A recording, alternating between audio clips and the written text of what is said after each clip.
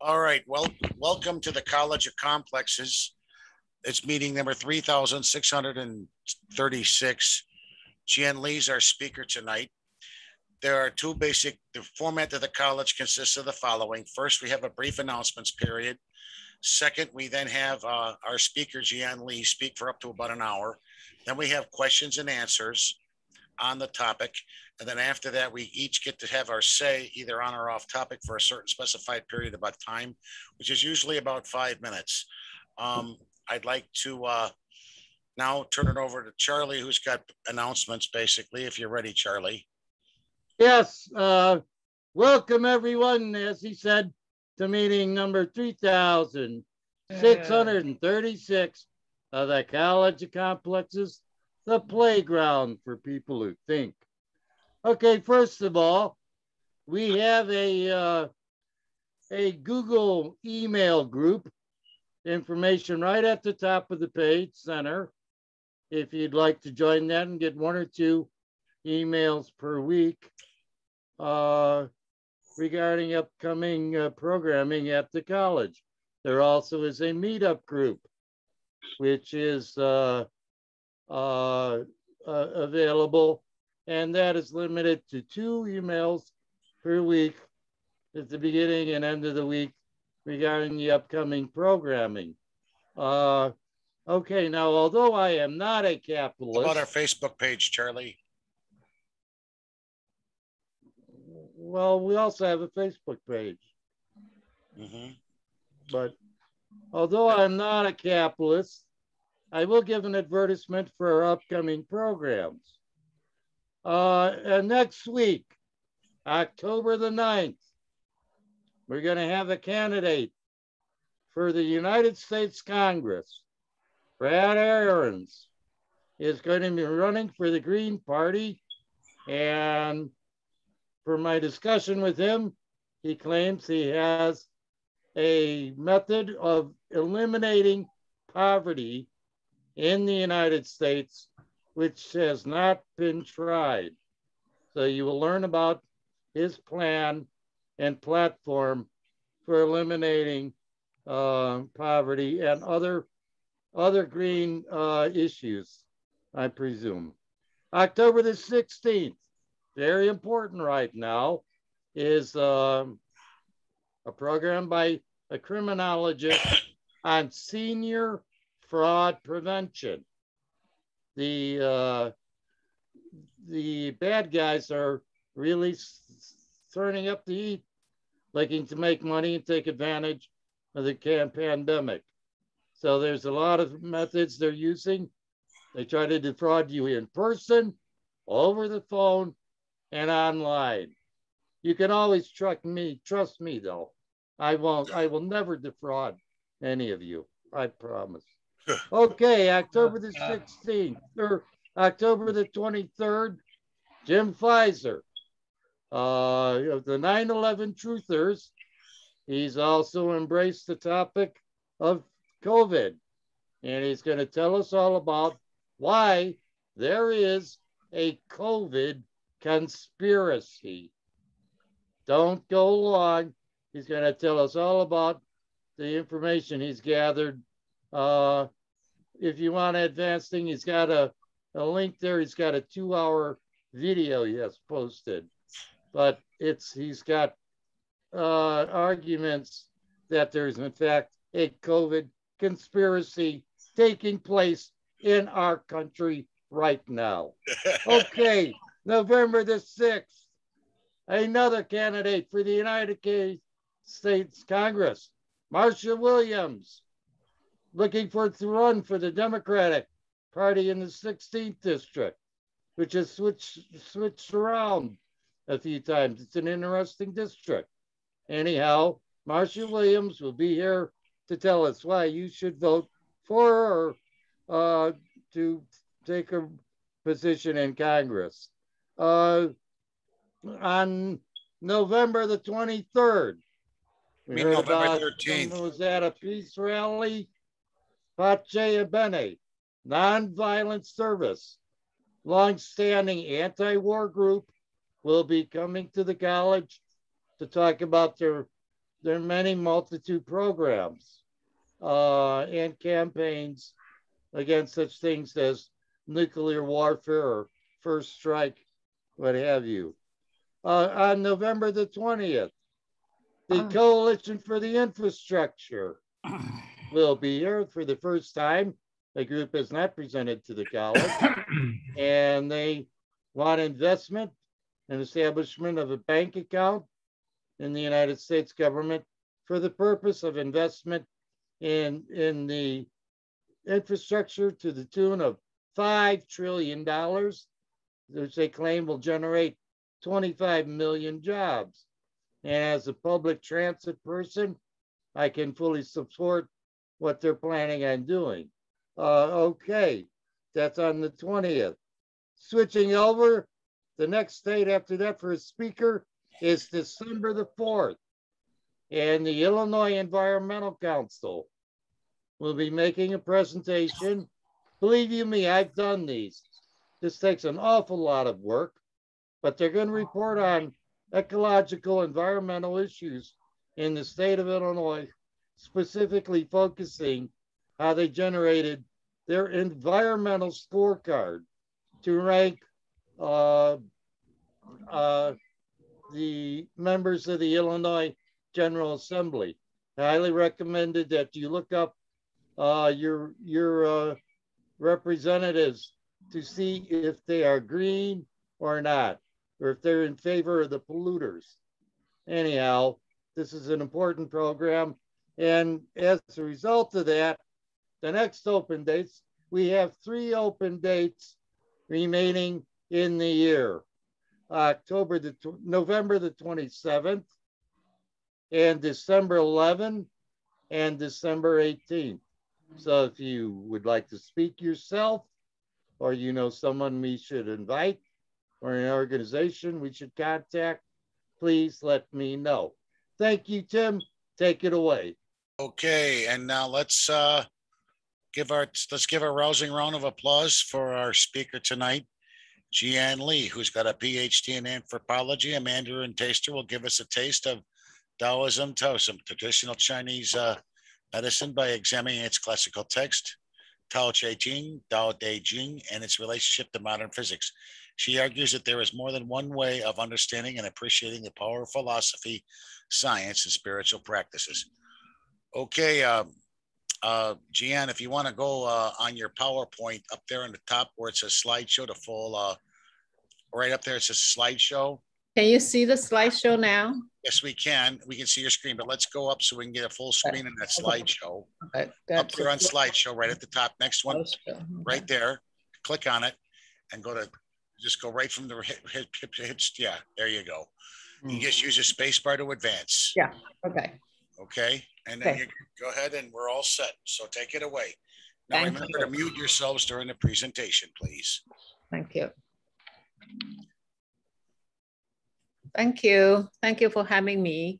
So I'll start talking about why I was interested in this topic.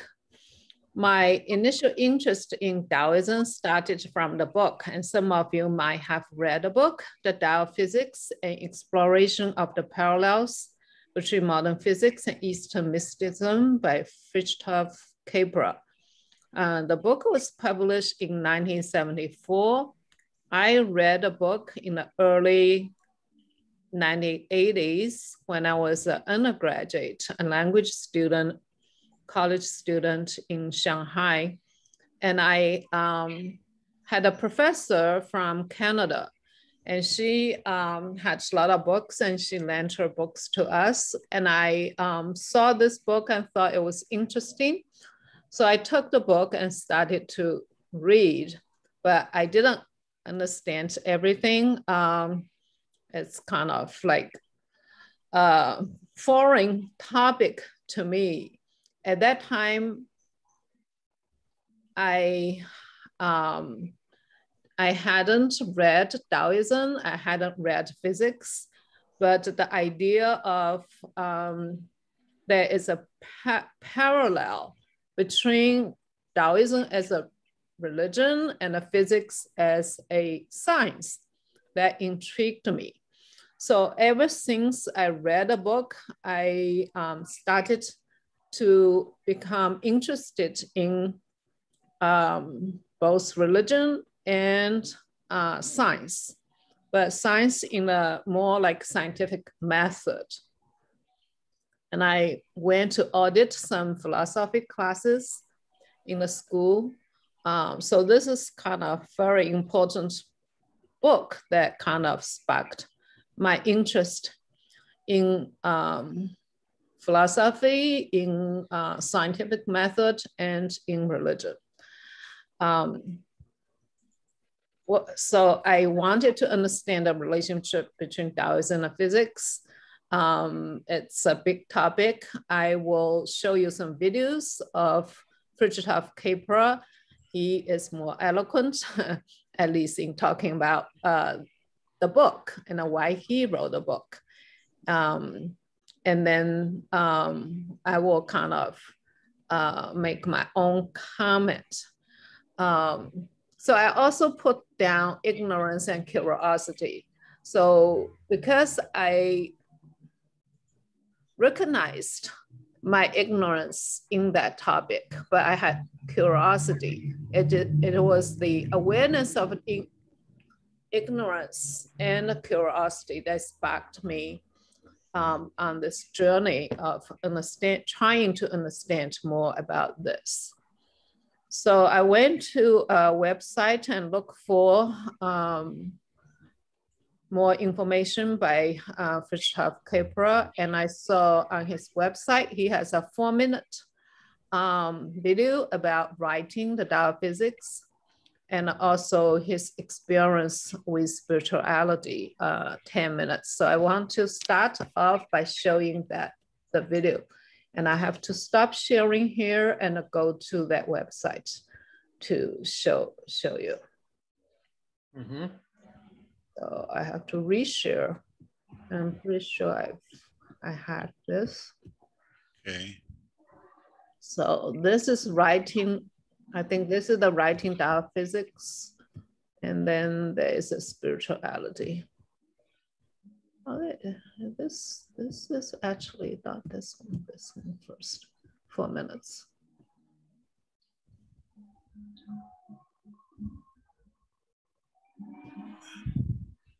Can you see the video? Yes, we can.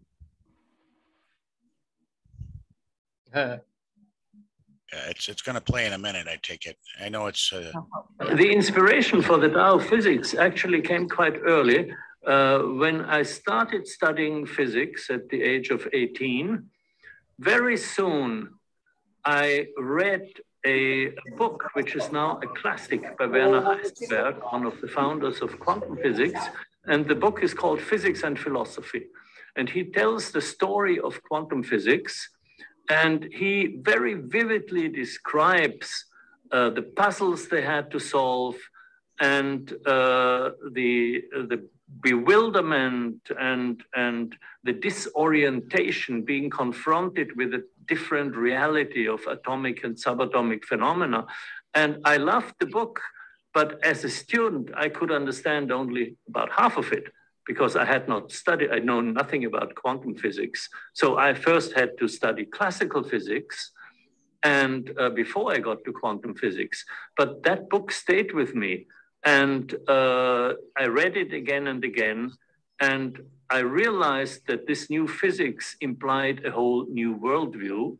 And so Heisenberg said that in the book, and so I learned that very early. So then I got my PhD. I moved to France. I spent 2 years in Paris in 67 and 68. So I was in Paris in May 68 and got radicalized politically, but that's a whole other story. But then from Paris, I moved to California to work on physics at the University of California. And there I encountered the so-called counterculture, or the hippie movement. I got interested in meditation, in Eastern philosophy, Hinduism, Buddhism, Daoism, and almost immediately I saw the connections with physics. And so I took notes. And then when I moved back to Europe in 1970, I worked in London at Imperial College, and I wrote, and I decided I'm going to write a book about this, about the similarities between this new worldview of physics and the worldview of Eastern mystics. And at that time, I made a photo collage of particle tracks in bubble chambers and the dancing Shiva combined. And that is in the book, and in some editions it's on the cover. And there was a very interesting event where I worked at Imperial College in physics research, and I shared an office with an Indian physicist. And one day I brought this collage and showed it to him, and it was big. It was a big blow up. And he started to cry, you know? He immediately understood what it meant. I didn't have to say anything. And he started to cry because he said in his education as a scientist, he removed himself from the Indian tradition. And although he grew up with that as a child, he didn't carry it along. And it was very moving for him to make me this connection. So I decided to write the Tao of Physics in around maybe 1971, but I didn't feel ready. And I thought I was not a writer, I didn't know how to write well. So I decided I would write some articles as a warm-up exercise. And I wrote 3 articles that were published. And by the time I started writing the Tao of Physics, I think was 72, 73. I wrote it in London.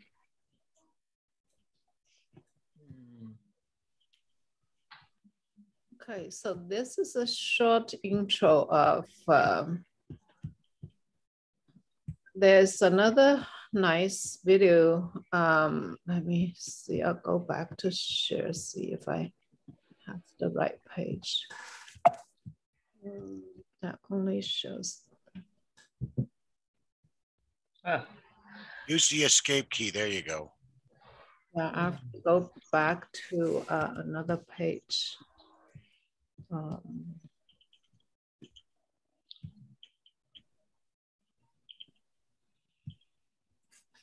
Yeah, I need to escape.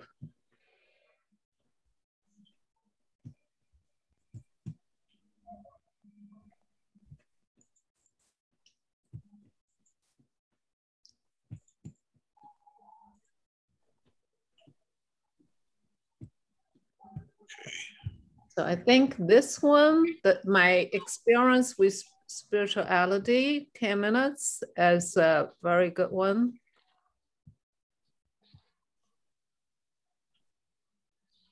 Most of us don't associate science with spirituality, but he makes a compelling case.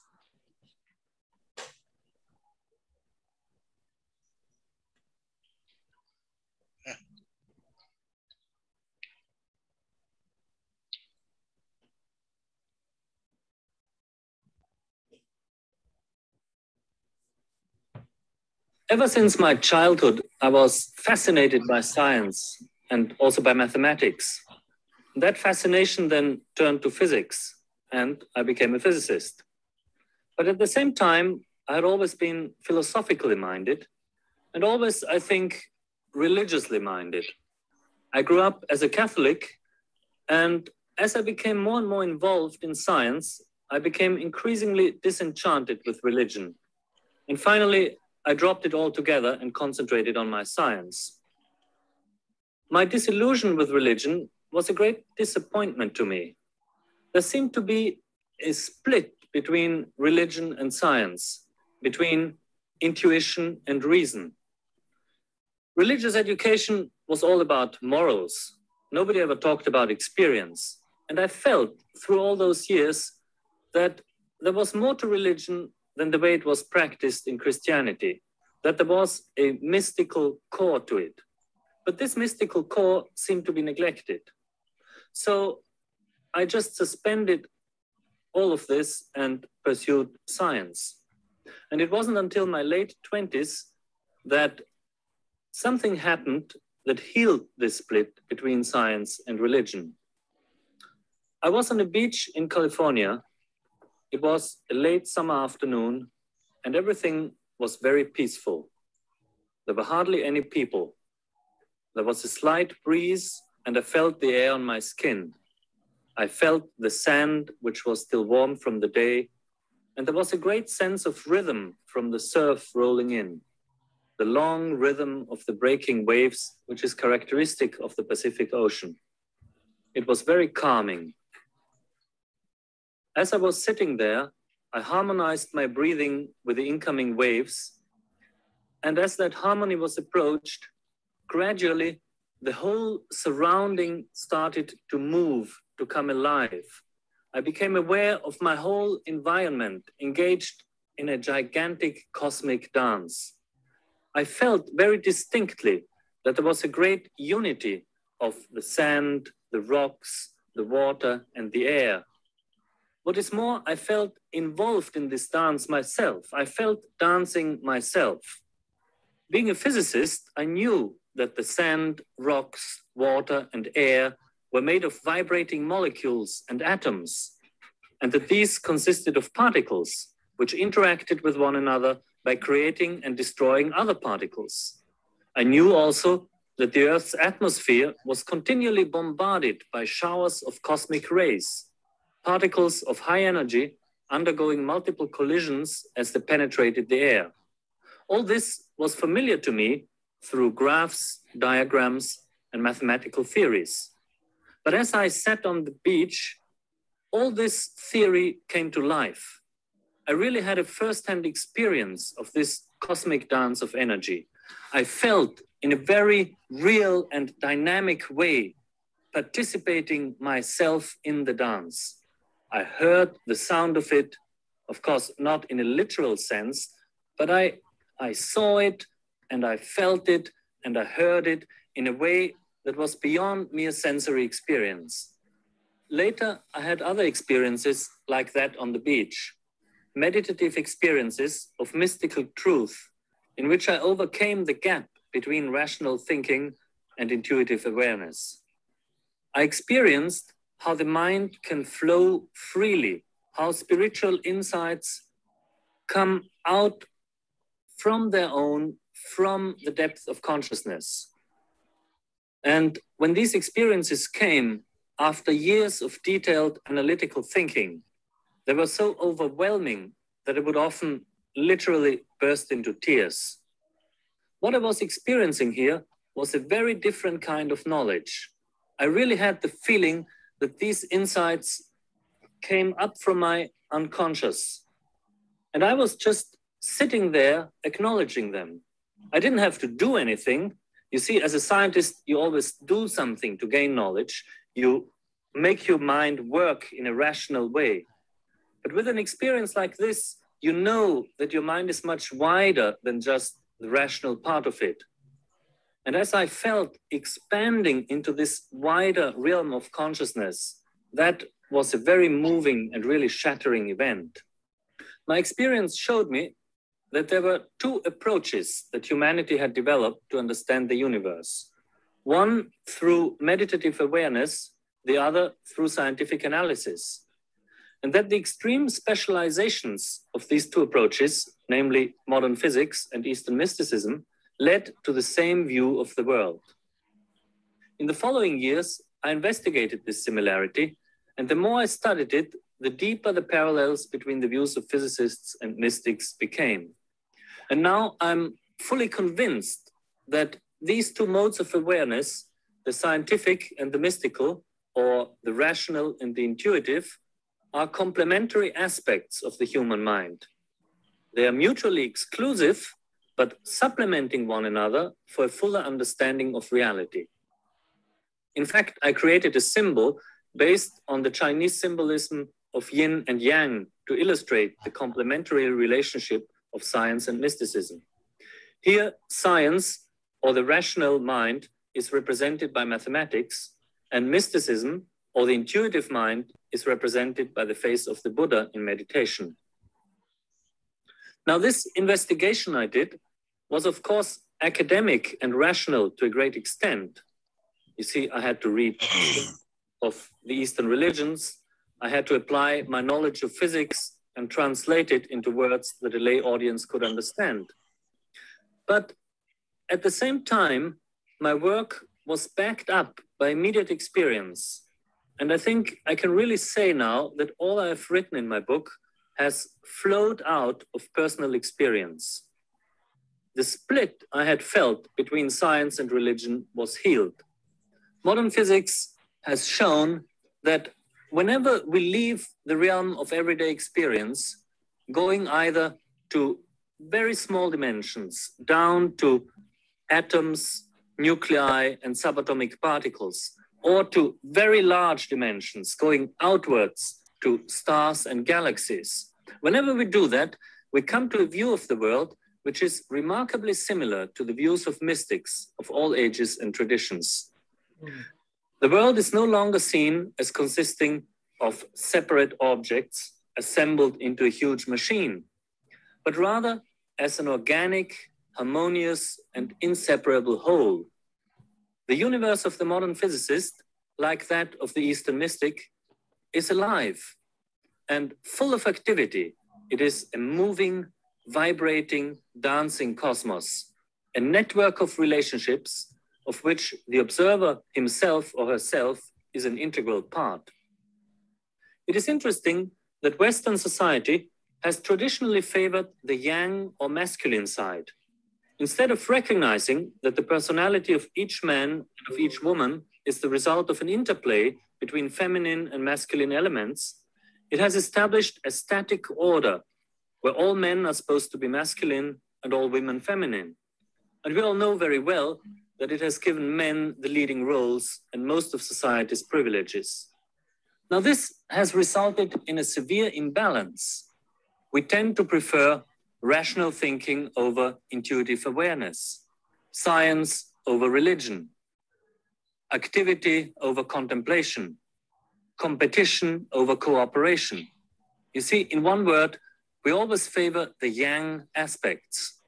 And most of the problems our society experiences at present can be traced back to this imbalance. In fact, you could say that the survival of our whole civilization may well depend on whether we can establish a balance between the rational and the intuitive, the masculine and the feminine, between science and religion. My initial experience of the cosmic dance on that beach in California has changed my life in a very decisive way. As I explored the relation between modern physics and Eastern mysticism, I became more and more alienated from the physics establishment. You see, physics departments did not support this kind of research. And eventually, I had to drop out of physics altogether for some time. But all the time, I had a very strong vision, and I felt very clearly that I had to do this work. Well, now I'm accepted as a physicist again, and I also follow the tradition of Daoism. In doing so, I'm not particularly eager to get anywhere. I feel that traveling on that path is more important than the arriving. And I feel very strongly that science can be part of such a spiritual path. In fact, this is why I've called my book The Tao of Physics, Tao being an ancient Chinese word meaning the way. And I feel that physics can be a way to spiritual knowledge and self-realization. Yeah. I have a couple of comments about this video. One is the concept of mysticism. There are two kinds of mysticism, experiencing the mystical.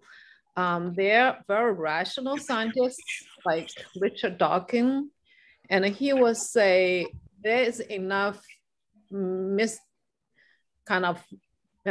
mystical wonder in the universe that that he is comfortable with exploring the mystical aspect. The way that Richard Dawkins used that word is still a rational understanding or rational exploration, his recognition is that there's something unknown that he calls mystical. But in the other sense, like this Fritjof Capra is talking about, is not the pure mystical wonder in the universe, but there's an interplay between the individual experiences and intuition and the cosmic dance that he participated. So it's not the outside world is there, he is a pure observer. So he is one of those truly mystic that he feels, he participates, he experiences this wonder of the universe. So, so his view of like mysticism, mystical aspect and physics will be something totally different from someone like Richard Dawkins. And later I will also show you a slide. I just found out now he has switched his career from a physicist to a deep ecologist. He probably feels that he has a bigger role to play in exploring and advocating how we should be living in harmony with the nature and protect the environment, and because we are part of nature, not humans to be over the nature or control nature. So he has changed his career. So let me go back. So I haven't talked about Taoism yet. So I'm coming back to Taoism. Can you see my PowerPoint? So from here, I hope I can either, let me see slideshow. Go to slideshow on the top. Yeah, I'll go to slideshow. Slideshow and then from current slide. From here, if I click, I might be able just to go to the website, but I have to reshare. The reason that I'm showing you some videos, but I think it could be more interesting than me talking. So here, there's a introduction to Taoism, five and a half minutes. And then there's a reading of the Taoist texts. Dao De Jing is very short. So like even chapters 1 to 4 only takes 5.5 minutes and give you some visual and translation. And I will make some comments along the way. So there are two spellings of Dao De Jing. One spelling is starting with D-A-O, Dao. Another is T-A-O, Dao. So the traditional way of spelling this Dao is T-A-O. The more modern current pinyin is D-A-O. The T-A-O, Daoism, Dao, was a transliteration by a British linguist.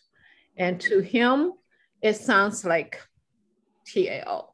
But the Chinese linguist feels like it's closer to D-A-O. So now I'm going to talk in Mandarin. And you tell me if it's closer to T or D. So T will be like Terry. D will be like the David, right? So I'm going to say it in Chinese, and you can tell me if it's closer to T or D. So the Chinese sound will be Dao. Dao.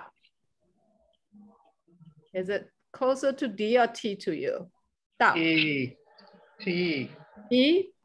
T. Yeah, T. Wow. T. Tim? Tim? Yes. I think it has to do with palatalization. Wow. T. Dao. So to me, it's closer to D. It's closer to D. Next time I'm going to ask my students. So I kind of like prefer to D because to me it sounds like D, but it sounds like Dao.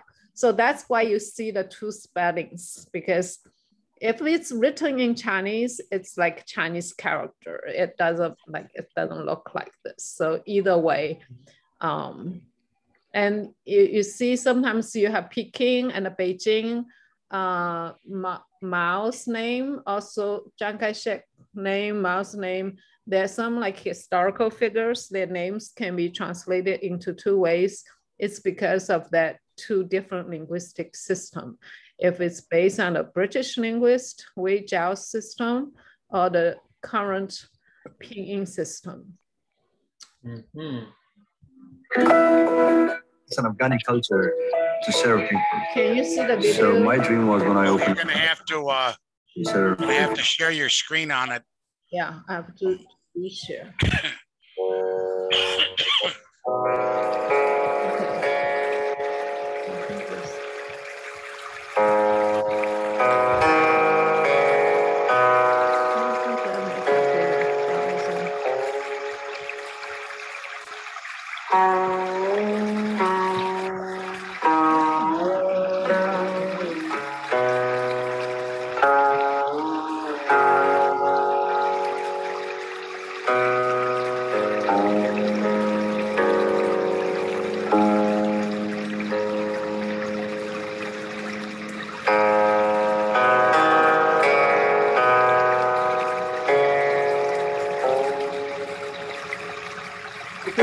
Screen.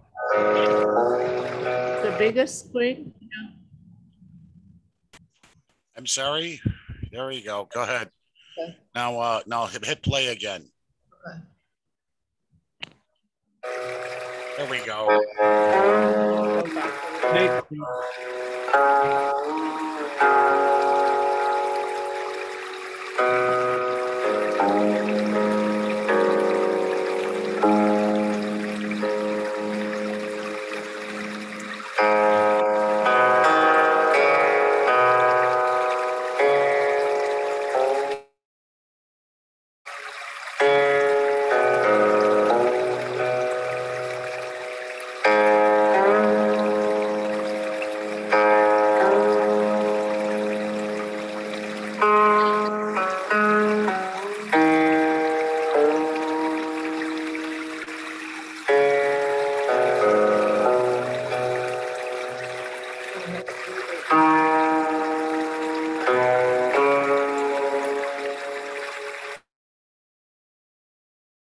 Way that can be articulately described is not the unchanging way. The name that can be said out loud is not the unchanging name. With your mouth unopened and things left undefined, you stand at the beginning of the universe. Make definitions and you are the measure of all creation. Okay, that's the first chapter. That's one way of translation. The Tao that can be articulated, described. Sometimes it's translated, the Tao that can be articulated is not the constant Tao, it's not an unchanging Tao. The name that can be named is not the constant name. That's the translation I remember. With your mouth unopened and things left undefined, you stand at the beginning of the universe, making definitions, and you're the measure of creation. So that's the first chapter. It doesn't look like any religious text you probably have read. To me, it's philosophical. In a way, if you don't know what's the way and what's a Tao, sometimes I would kind of substitute this Tao as like the ultimate God, because at least in some people's mind, in my mind, the ultimate, the God, is so mystical that you cannot use the word to articulate. So that's why like it transcends language. And same as the name that can be said aloud, it's probably like not the ultimate name. So the most mystical things, they cannot be really defined. You have to feel, you have to meditate, and then you might get some glimpse to it. Make definitions and you are the measure of all creation. Thus, being forever without desire, you look deeply into the transcendent. By constantly harboring desire, your vision is beset by all the things around you. These two enter the world alike, but their names are different. So here, this Taoist text is kind of closer to the meaning of Buddhist text. It downplays the desire. It considers having desire will color, burden your understanding, your transcendence.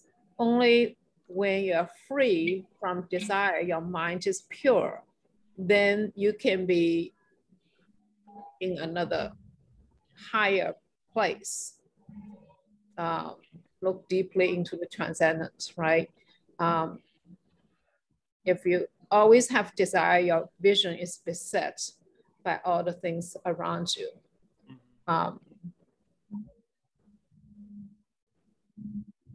Their names are different. Alike, they are called profound and remote. Profound and remote, and again more so, this is the gate to all mysteries.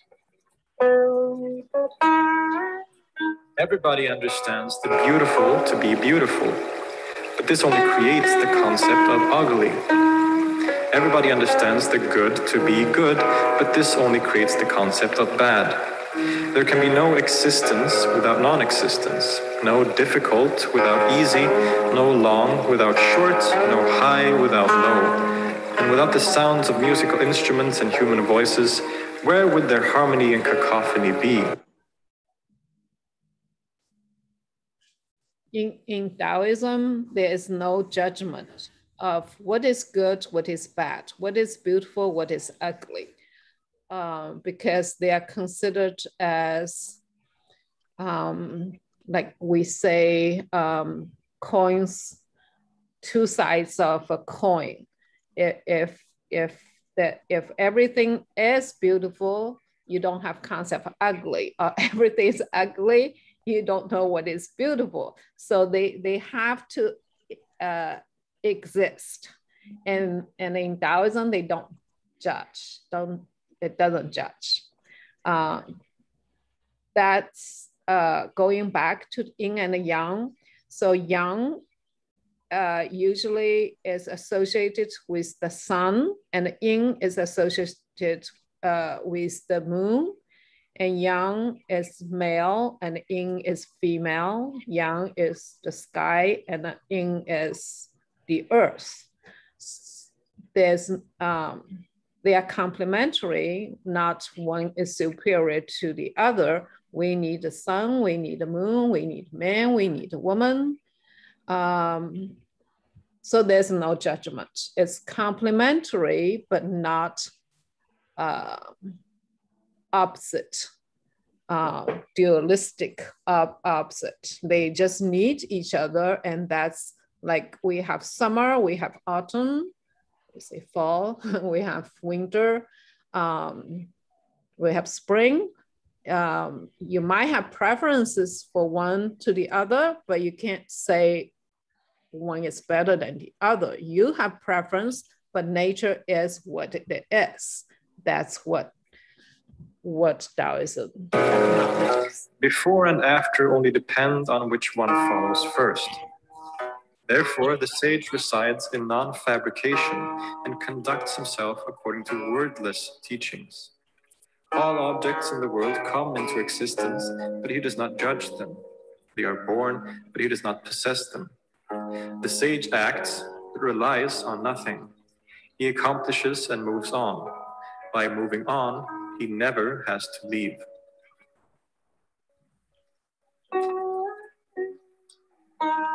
Do not respect the clever, and the people will not be induced to conflict. Do not be impressed by hard-to-get material things, and the people will not be induced to covet what they lack and grab what is not theirs. Do not stare at the desirable, and the people will not be So this was written 2,500 years ago, over 2,000 years ago. And they have already witnessed that people are greedy. And it says if everyone, if you don't try to be clever, try to possess many things, if we could do that, then the world will be a more harmonious world. It's because we choose one over the other, choose to be clever, choose to get material things, choose to have desires, then we are left with many conflicts. Induced to entangling thoughts. Therefore, the sage manages the flow of their activities like this.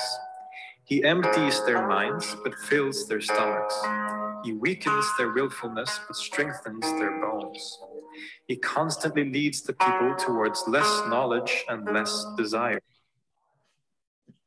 So, I mean, within Taoist text, it makes sense, but in real life, it's kind of hard to do. Thus, masters and wise men will not dare to act. Act without fabrication, and there will be nothing you cannot manage. That's the Wu way, non-action. The way is as empty as an empty bowl, yet when used, it never fills. Deep and ill-defined, it resembles the distant ancestor of all things. It blunts sharp edges, unravels their tangles, softens their blazing light, and blends one with their dust. In Taoism, it always prefers to have a bowl that's empty, then it's full. If it's empty, it has the potential of filling in useful things. But if it's very full, then if someone is very arrogant, if you are humble, you can learn things. But if you think you know, then you're less likely to learn things that don't agree with your preconceived ideas. So, so in Taoism, it always prefers to be empty, prefers to have like water that will flow to all directions and not making special effort of making things happen. From their blazing light and blends one with their dust. Gentle and overflowing, it always seems to be there. I don't know who gives it birth. It appears to precede the creator of us all.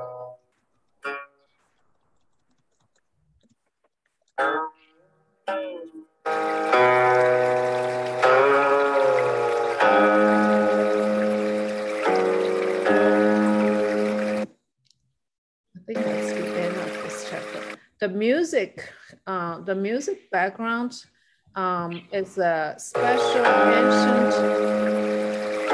ancient Chinese instrument. It's called guzheng. It has almost over 2,000 years, and it's the musical instrument I'm learning now. Do you want to see what it looks like? Oh, yes, bring it on, bring it on.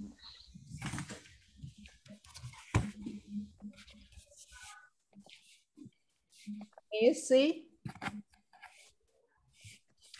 Can you see the instrument? Can you see my? I have to unshare for you to see, I guess. Okay, I have to unshare. I have to unshare and then share. So the fun thing with the serpent is, how does the serpent talk? What, and not only that, but why is the serpent's punishment to crawl on its belly when that's what it does? I have to close. If you don't know how to read biblical poetry, if you don't know the formal qualities of parallelism and expansion, you are missing out on 1/3 of the Hebrew Bible. Whatever theological background you have, you're going to have your own hypothesis, that is to say, your own plot.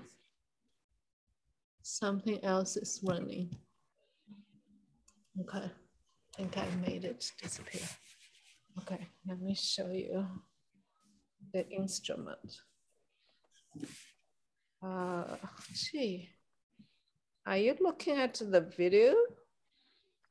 YouTube now. My screen's on YouTube. Oh, there it is. We're better. We're back.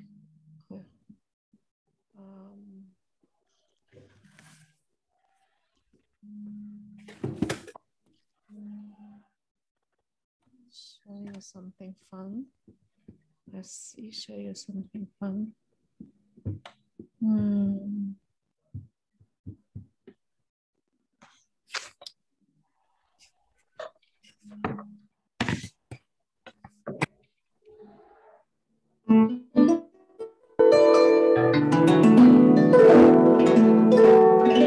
Can you see my instrument?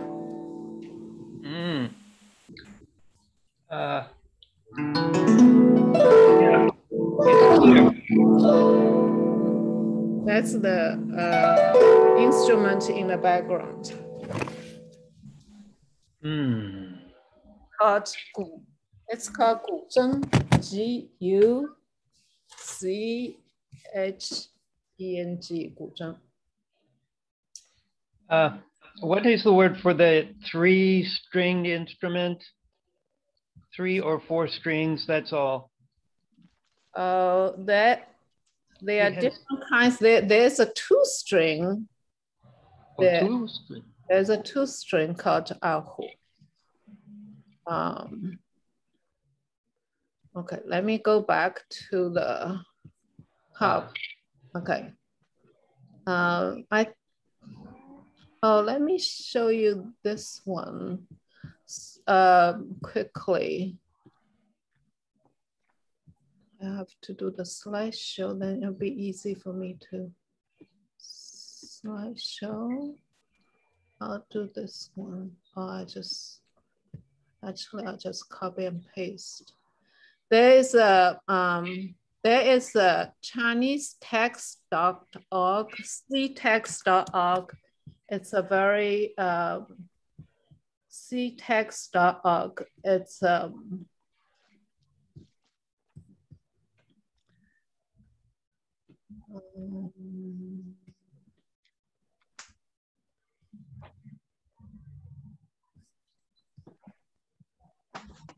comprehensive.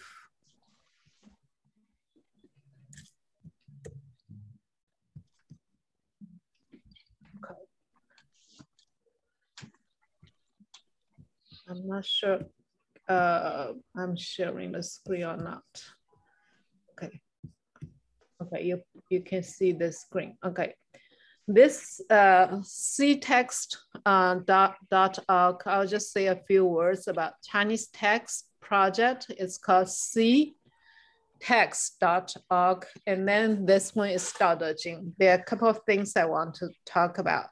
One is this Dao De Jing is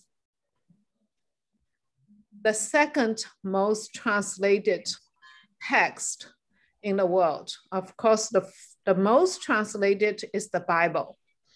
And this Dao De Jing is the second most translated. There are hundreds of translations, including one, I think, done by Alan Watts, who doesn't speak Chinese, read Chinese, but he did translation nevertheless. So there are many different versions. And this is one of the versions that, so this C text has Chinese text on top, and then there are some translations. What is most interesting is like here, you can see like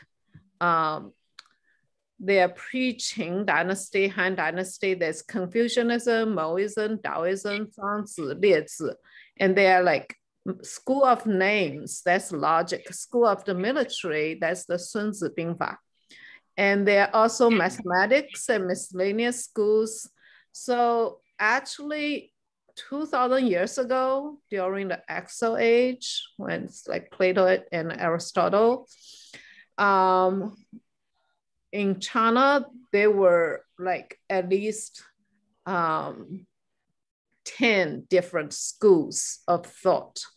Daoism is one of them. Of course, if you know something about Chinese religion philosophy, you probably know Confucianism, Daoism, and Buddhism. But Buddhism actually was from India.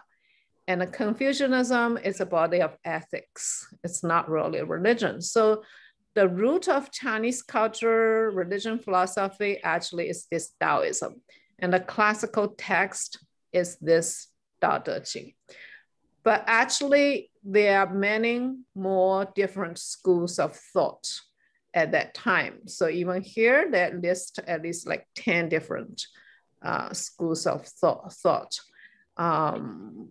I think Confucianism probably has more lasting impact in Chinese culture. Daoism to me is more like a philosophy, but I'll talk about this later. So if you want to kind of explore more, you can go to ctext.org and they show you different schools of thought. Oh.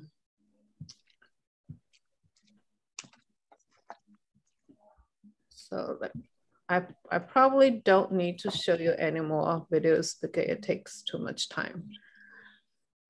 So a little bit more about this Dao De Jing. It's one of the oldest surviving philosophical religious texts. It is traditional credit to the 6th century BC sage by the name Lao Tzu. Lao Tzu literally means old master. And there are debates about if there's a real person or just like people just give a name, but it's a collection of wisdom that we don't know for sure if it's written by one person or a collection of wisdom by different people. We don't know for sure. So there is archaeological findings that in 1993, the oldest known version of the text written on bamboo tablets. At that time, there was no paper. So the Chinese wrote a lot of ancient text on a bamboo and was found in a tomb near the town of Guodian, which correspond with the text in written form that we have now, dated before 300 BC. And this is like really dated by archaeologists. And this is the example of the text in 300 BC. Chinese characters is not phonetic, which means it's more like ideas, like a picture. So it doesn't change as much. A lot of people can read ancient text 2,000 or 3,000 years ago. Oh. So my reflections of this Dao De Jing and three aspects of Taoism. First, it can be First, it can be considered as a philosophy. Then it can be considered as a religion or spiritual practice. And it can be also folk beliefs as a kind of folk religion. In terms of philosophy, so Dao De Jing text that we have like kind of read for little chapters, it's pure, to me, it's a pure philosophy. It does talk, the text we read didn't specifically talk about yin and yang, but yin and yang is central to the text. And as I said, they are complementary in nature. They are not opposing to each other. They are not, one is better than the other. It's like day and night, which is one is better or not better. It's just part of nature. And the goal is to live in harmony with this dynamic pair. And the yin and yang, this concept is inspiration to the Chinese traditional medicine, TCM, to martial arts, poetry, music, and paintings. If you have been to a Chinese doctor, you probably know they will look at your tongue, they'll feel your pulse, and they would kind of, from those observations, they can tell if your body, inside your body, if yin and yang is out of balance. If it's out of balance, you don't have good health. So they will try to restore your health and with yin and yang balance. So that's kind of like embedded in the traditional Chinese medicine, has this Taoist thinking. Martial arts that they have like push hands, push and pull, and also has that in Chinese painting, music, they all kind of influenced by this. So this is the philosophical aspect to it. It also has a religious and spiritual practice, meditation. You probably have heard Zen Buddhism. So there are two also spelling, one is C-H-A-N, one is C-A-N. Zen Buddhism actually is a union of Buddhism and Daoism. You probably heard it's kind of more like Japanese practice, but actually it originated in China and then it passed along to Japan. But China had so many revolutions, so it hasn't kept it as well as what has been kept alive in Japan.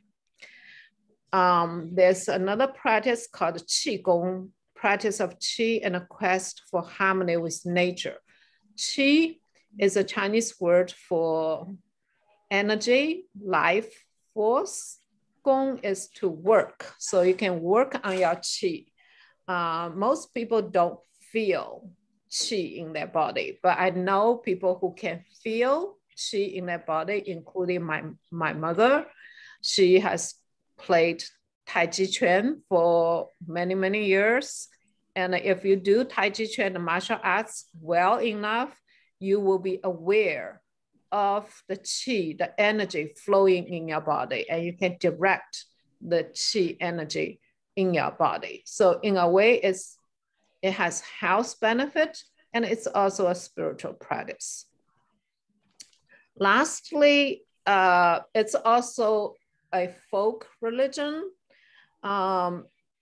In folk religions, there are deities and people pray to the deities. So there are many deities in Taoism as well. And you might say, who is the deity? Who are the deities in Taoism? So Lao Tzu can become a deity because he's a founder, considered founder. And even local deities, even like those like in literature, and then become deified.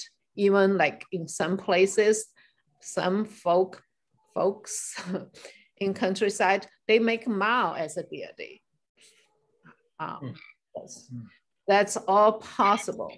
And people pray for health for if they really want to have a son, want to have children, they pray, it usually helps. And they, as a religion, you need to have rituals. So there are rituals in Taoists as well. And usually the rituals like people need is like birth and death rituals. And they're Taoists, that people pay Taoists to perform rituals for birth and death, especially for death. Central themes of Daoism. I made a summary. First, we have this concept of Dao. Dao is a holistic view of the universe. So what is Dao? You can say it's a way, W-A-Y, it's a way. It is God, it is universe. It is just a holistic, a big thing that's bigger than us human beings. It is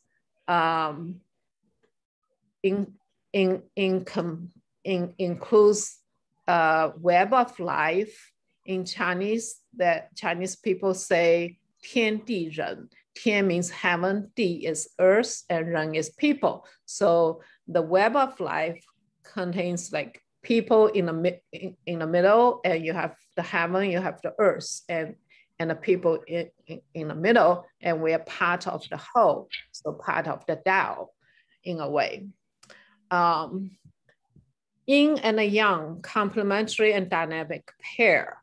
As I mentioned before, yin as female is the moon, is the earth, is the nourishing aspect, and yang is represents the sun, the male, the action. And in Capra's talk, and he says in the West, we value yang over yin because yang is the action. We value action, value achievement, and that's the yang. And yin is the more nurturing earth part. But of course we need both. But in Taoism,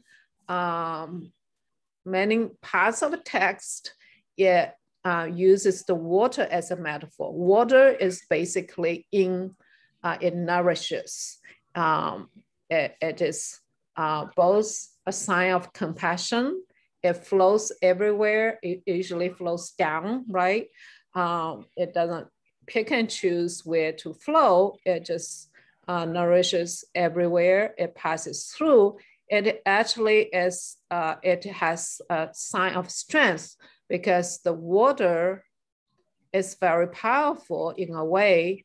It can wear out a stone over many hundreds and thousands of years. Flexibility and vitality, infant as a metaphor. So in Daoism, infant is considered very pure, very flexible, and has great potential. Wu Wei, effortless action, which means, I guess, go with the flow.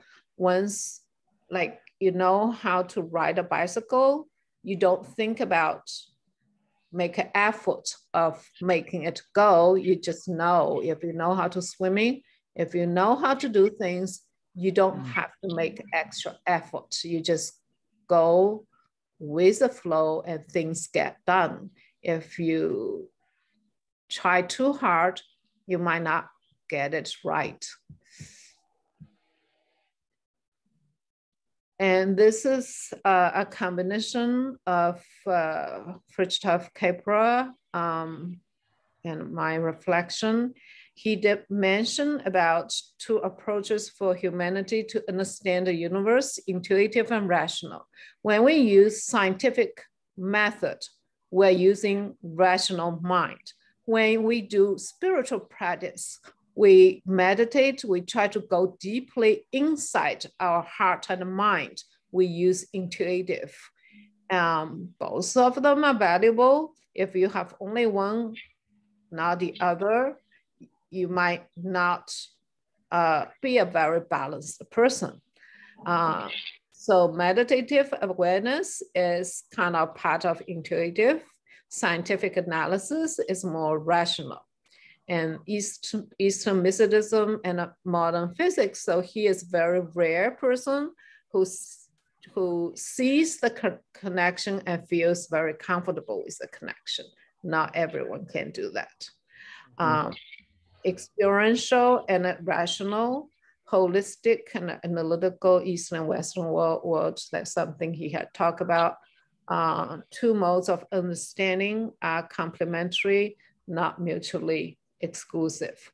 So if you look at this yin and yang symbol, it is dynamic, it's not static. It's not like one half cut in two, but you see there's a swirling, right? It's swirling.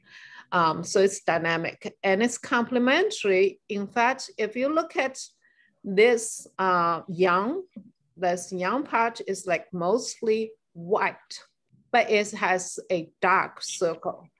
In the yin part, but there is a yang circle. So if you think, we can think in terms of day and night or man, female, male and female. So day and night, day mostly like bright, but the day will turn into night.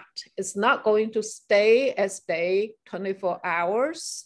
So it dynamically transforming, changing, and this yin night, it will transforming to day. So within the yang, there's yin, within yin, there's a yang. Same as male and female. Within female, there's estrogen and testosterone. With men, there's testosterone and estrogen. And when we get older, I heard the interesting thing is, for most people, not 100%, most people, like women might have transforming from having more estrogen to more testosterone. Men have transforming from more testosterone to more estrogen. So during the different lifetimes, we also have the balances of hormones changing. It's not 100%. When the system is adapting and change, that means it's fully alive. Otherwise, it's just becomes static and not fully functional. So after this, I will tell you a personal journey to a Taoist mountain in Ganshu, China in 2015. I have relatives there and I wanted to experience Taoism. And the Taoist temples, the real temples are in the mountains. They are not in the cities because they want to be in nature, part of nature. So yeah, I was younger than, right, 5 years ago. I wanted to stay with the temple, but my relative, I wanted to make call and make arrangements beforehand, but they say no one's going to take the call. You have to take everything on your back and just go and ask if they want you to stay with them. Like I could have stayed in a hotel at the foot of the mountain, but I wanted to kind of have life experience. And my cousin and I just went. So I have kind of 2 bags and I have to climb kind of tall mountain by myself. So this place is called Ganshu. Ganshu is like considered very west in China. There's Inner Mongolia, there's Outer Mongolia, there's a Xinjiang, and there are a lot of what Chinese call ethnic minorities, which means they are not Han, like HAN. Han is like 96% of Chinese ethnic group. There are 4% who are not Han people. There can be Muslims, they can be Mongolians, they can be Koreans. So this is like Chinese West. So this is the town, it's called Pingliang. There are 20 ethnic groups, large numbers of Muslims called Hui in Chinese. And I took some pictures and they say like emperor, yellow emperor asking the way. They were very proud of their traditions because like over 2,000 years ago, the yellow emperor went there, well, maybe a legend, went there and asked for advice, and they have pictures to prove it. And this is kind of like a religion, like the incense burning, people are praying. And here in Chinese that says Buddhism, Confucianism, and Taoism, they are a trinity of the Chinese religions. Chinese government is like the Communist Party is the one party, very strong, autocratic, but religion is very fluid and very inclusive. They don't fight normally. They include one another. And this is a Chinese character. You know what character is this? What does this look like? Looks like a face. It's a heart. It's oh. It's a character for heart. And these are people who pray. So they didn't say God or anything. They just put a character heart. Or you can think as a mind, like your heart, your mind has to be pure when you pray. So they just say heart. Okay, that's a character for heart. And look, this woman is praying. And this is a Tao. So it becomes a folk religion, right? Yeah, people do pray. And I had conversations with Taoists.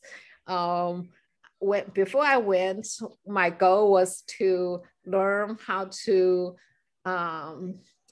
feel qi. But it was very difficult and 3 days was not enough.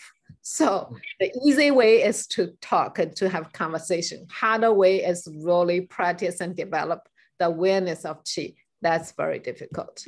I wasn't able to.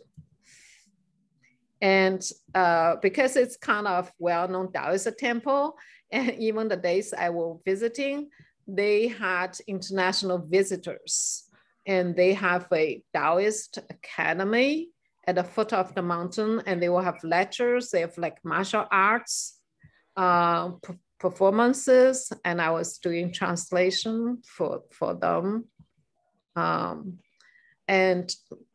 Most Taoists are also vegetarians. So it was fun for me to experience and to eat the food they had, mostly vegetables and bean curds, bean tofu products. And when I went there, they were not really expecting anyone would ask to live like in a compound with the Taoists, but they didn't say no. It's like the room they give us was very basic. There was no shower, there was no bathroom inside. You have to go to outhouse. It was very simple, but at least they allowed us to stay, and we could like stay 2 or 3 days for that matter. And I asked them like, how much do I have to pay? And they say, no, you don't have to pay. You can just stay here, and you can give a donation any amount when you leave. So it was very nice. And Taoists, they are kind of laissez-faire. They don't really manage and do things. They're kind of just like let it be. So they don't have kind of strict rules. but it's a tourist mountain. So the Taoists there have jobs. They had to manage a temple and put incense and to clean the temple, and visitors will come. Some visitors are come just curiosity. Some maybe more religious. There are different kinds of people go. And that's the big old temple on the top of the mountain. That's me. They had like morning chanting, usually only like inside Taoists, they were chanting.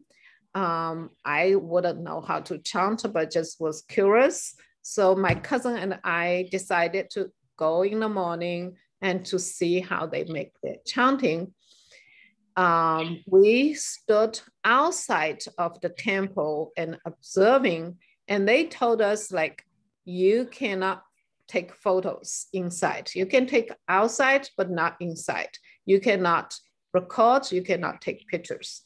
This is true of like Buddhist temples and Taoist temples.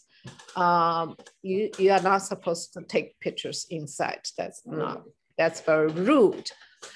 So I didn't take any pictures inside, but my cousin was like too curious, and she was secretly taping, use her cell phone and taping their chanting. And when she left, like when we went to the back to the back from the mountain, and we were in a restaurant, and she was like showing off, I see, I have recorded. But then when she tried to show off the recording, it was like totally blank. Like it was not recorded. Not only not recorded, there was like a hand like crossing in the dark, like saying no.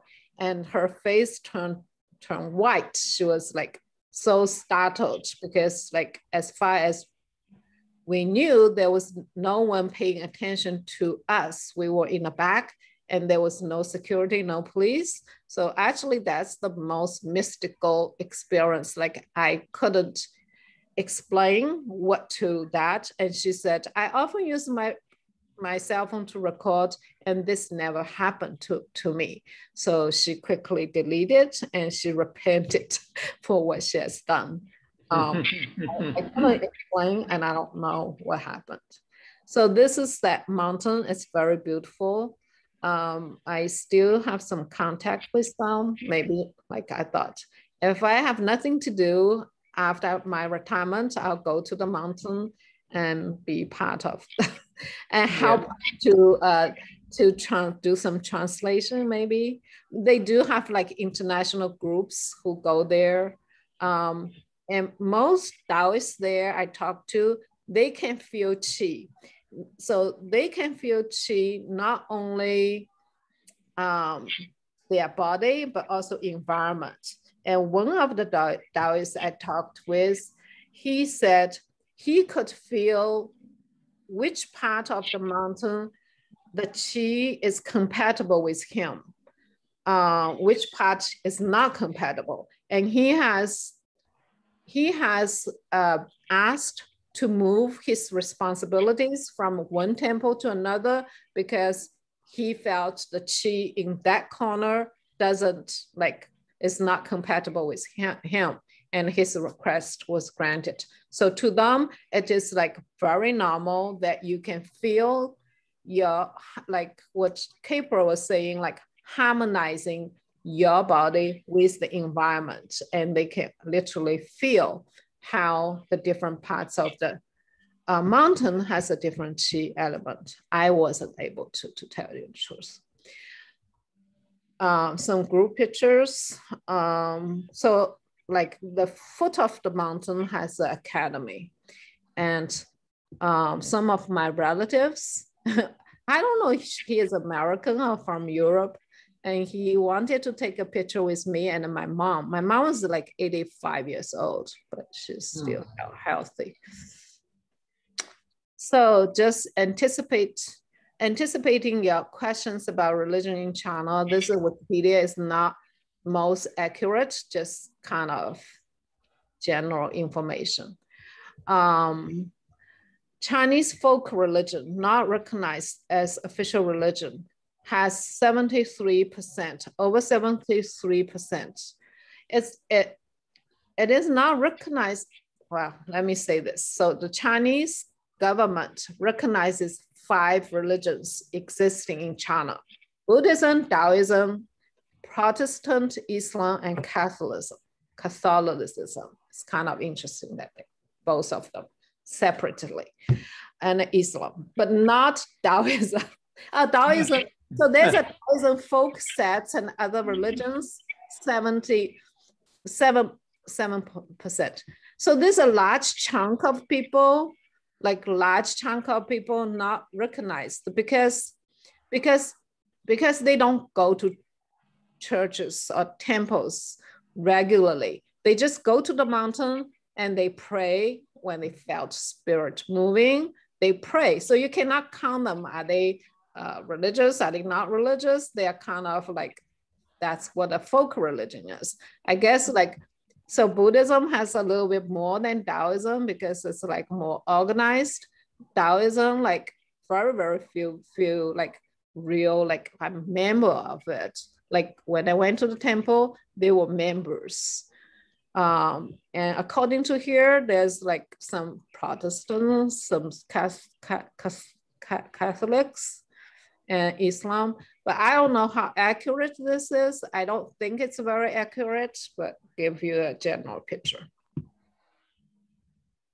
Now, the other thing that I will mention, but I don't think I want to discuss today because of time, because lack of information, but just information-wise, Xinjiang, you have heard a lot of human rights issues in Xinjiang. And so the place I went is Gansu. It's kind of close, it's west. And there's a Mongolia, there's a Kazakhstan, there's a Uzbekistan, there's a lot of stands nearby, Afghanistan, Pakistan. And you know what's in common of those countries with a name like ending with Stan? What do they have in common? Those countries ends with Stan, they are most likely they're Muslims. The majority people believe in Muslims, okay? So these are the places, India and Pakistan. So Pakistan used to be part of India, and then they had conflicts. Pakistan mostly Muslims, and India are mostly Hindus, right? Mm-hmm. Okay, so people in Xinjiang, there's a large group of Xinjiang people, they are Muslims. So actually these Muslims were kind of like Silk Road, even like 1,000 years ago, that they traveled from these places and they settled down in China, and they kind of just because of the tradition from these other countries, so they're Muslims. But China used to suppress religion a lot. So even a Muslim or whatever religion, you can't claim or actively practice. Now China actually is more open, so people can practice their religion. But Chinese government is afraid that they will, like what we call like terrorists, like they are so close with those countries. So there is a fear from the Chinese government that they could be infiltrated by other Muslims, and they can be doing things that the government doesn't want. So it's not that government just want to persecute them, is that the fear of being a element of disrupting the society. Whether what is happening, I don't know for sure. I just want to show you this map and tell you the reason that where is the Xinjiang and where are the Muslim countries, and the fear of the government. And so the government wants these people to be more integrated with the majority of the Chinese, okay? The only thing, like when I was in China, the only thing I know about Muslim is that they don't eat pork. That's the only thing I know, because traditionally they don't eat pork, and Chinese people love to eat pork. And that's the only thing. And the Chinese government actually give them like special coupons to buy beef, because beef is very rare. They don't eat pork, they get special coupon for beef.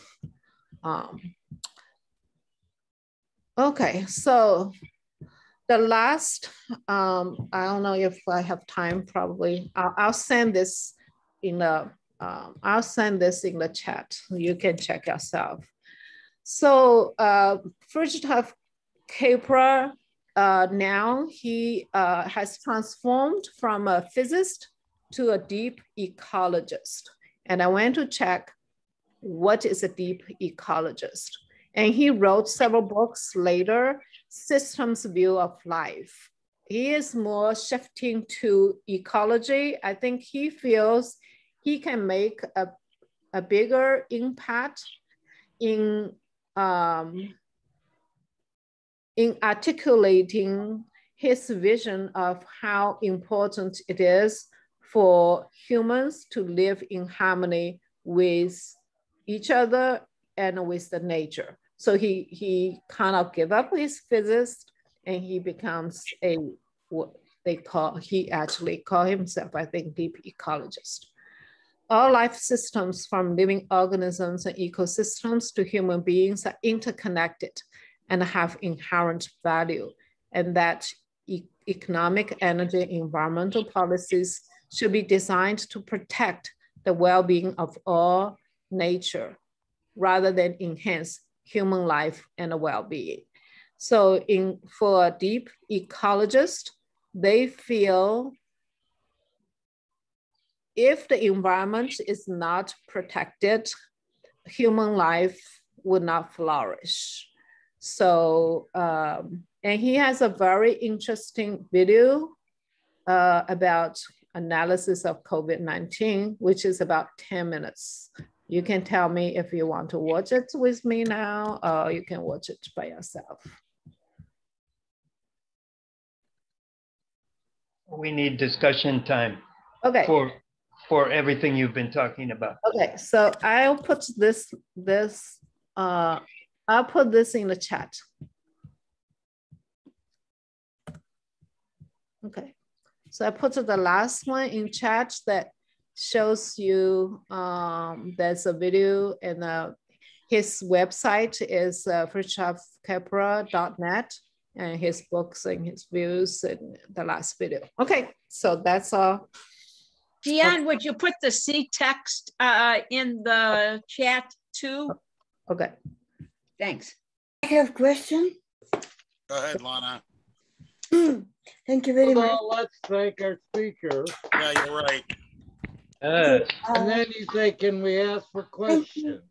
Thank you very much for your speech. And I know how to say, I don't know, it's Mandarin or different language. I know how to say thank you in China. Xi, right? Xi, yes. Yeah, Xi. Okay. Jian Li, listen. It was very interesting speech, very educated to me. So let me tell you very brief. I'm in holistic medicine. I studied Oriental medicine. I have certificate, 2 certificates, level 2 practitioner Reiki body energy therapist. So it's going together with traditional medicine, which Charlie not recognize. Oh, but maybe later. Anyway, so my question is very brief. How you treat holistic medicine? Are you, did you meet people in China who more and more recognize alternative holistic medicine? I did not say traditional medicine bad, but together maybe they work, or they more privileged to, since like Chinese people, very educated and very knowledgeable in holistic medicine. Anyway, how they treat holistic medicine, most percentage, can you tell me? And what about you? Did you ever try alternative holistic treatment? I don't like pharma very much. So anyhow, this was my first question. Thank you. Okay. So in China, most hospitals have two departments, have a Western medicine and Chinese medicine. Mm-hmm. And people choose to do Western medicine or Chinese medicine. Usually, when you know what's wrong with you, you go with the Western medicine. When you don't know what's wrong with you, you go with the Chinese medicine. Mm-hmm. For example, you break your bone, you will go to Western medicine. If you know your heart problem, diabetes, you go to Western medicine, most likely. But then like you have headache, you don't know why you have headache, then you go to Chinese medicine, right? So the Chinese medicine can analyze your body's balance, the imbalance and things like that. So I do a little bit like that. Like if I know my condition, then I go to Western medicine because it's more to the point. But then if you have stomach ache or you cough for no reason, then I might go to a Chinese medicine. That it depends on what kind of conditions that you have. What about massage? Like, like relaxing massage with yoga, maybe, like additional, Yeah, these can keep you keep you in a more relaxed state. It helps overall. I heard like special Chinese massage. It's very, very interesting, and it's very treatable and helping. So, I studied Reiki, like I said, Japanese method of the physical therapy. So it's very, very interesting was to hear you. Thank you so much for your opinion and for your answer. Thank you. Mm-hmm. Yeah, Jan, China has a lot of borders with other countries. Are those borders open? Can people just waltz right across anytime they want, like they can here? No, not in Mexico. Well, I think there are two things. You mentioned they have a lot of wars with other countries. Borders. That's not very accurate. China had fewer wars with other countries. I didn't say wars. I said borders. Borders, had a lot of borders, but China doesn't have like a real border conflict with other countries. But you have to have, you can't just walk to other country. You have to have like a visa or tourist visa or something. You just don't cross a country without any visa. I don't think they so. They have secure borders. Yeah, they have security borders, but they don't have like military confrontations with any of them. Like there were skirmishes with India, but not many. I mean, as far as civilians just can't go walking into China from Mongolia or Kazakhstan. I think nowadays, like they have some like trading posts that they do tradings. I don't know exactly what kind of requirements, but I think that like borders where they trade is pretty flexible. No, Russians and Mongolians aren't flooding into China, though. They're not running into China, are they? Are there any Chinese running out? No. I think there are some like exchanges, but not. I don't think they have like really like border problems, immigration problems. I don't think so. But I think that the Chinese government is kind of nervous about anything that might happen Now, where's the Great Wall, and what is that bordering? Oh, the Great Wall kind of goes around the whole country. It's like 6,000 miles long. East. It doesn't go to other country. One reason it was in. And what's on the other side of the wall?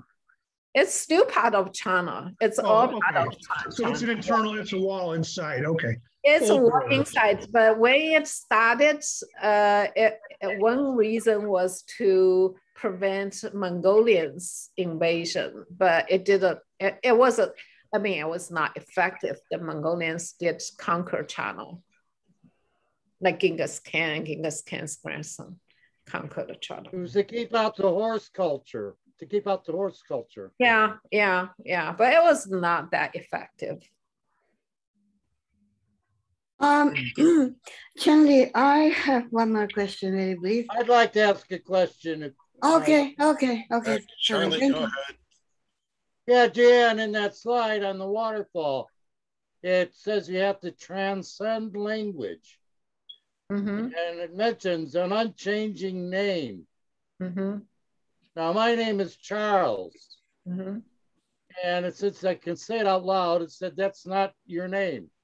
Mm-hmm. You have an unchanging name. Mm-hmm. Explain that to me. Well, there are two ways of explaining. One is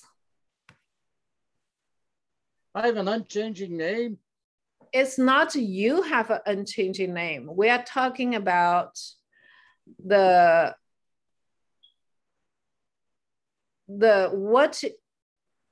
what is in the world that is constant, what is that is changing.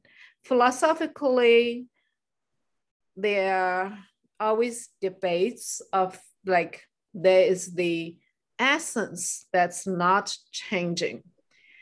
For example, as a person, the core being of you, like if you're extrovert, I have a feeling that you are more extrovert than being introvert, then your extroversion as a core characteristic of you probably has not changed that much. That stays constant. Name is arbitrary. I mean, your name can be Charles, can be Charlie, can be anything else. It's not, has to be part of you. And for someone who is truly creative, you will have to have some kind of transcendent experiences. What in normal English you might say to think outside the box. Mm-hmm. Your name is your box.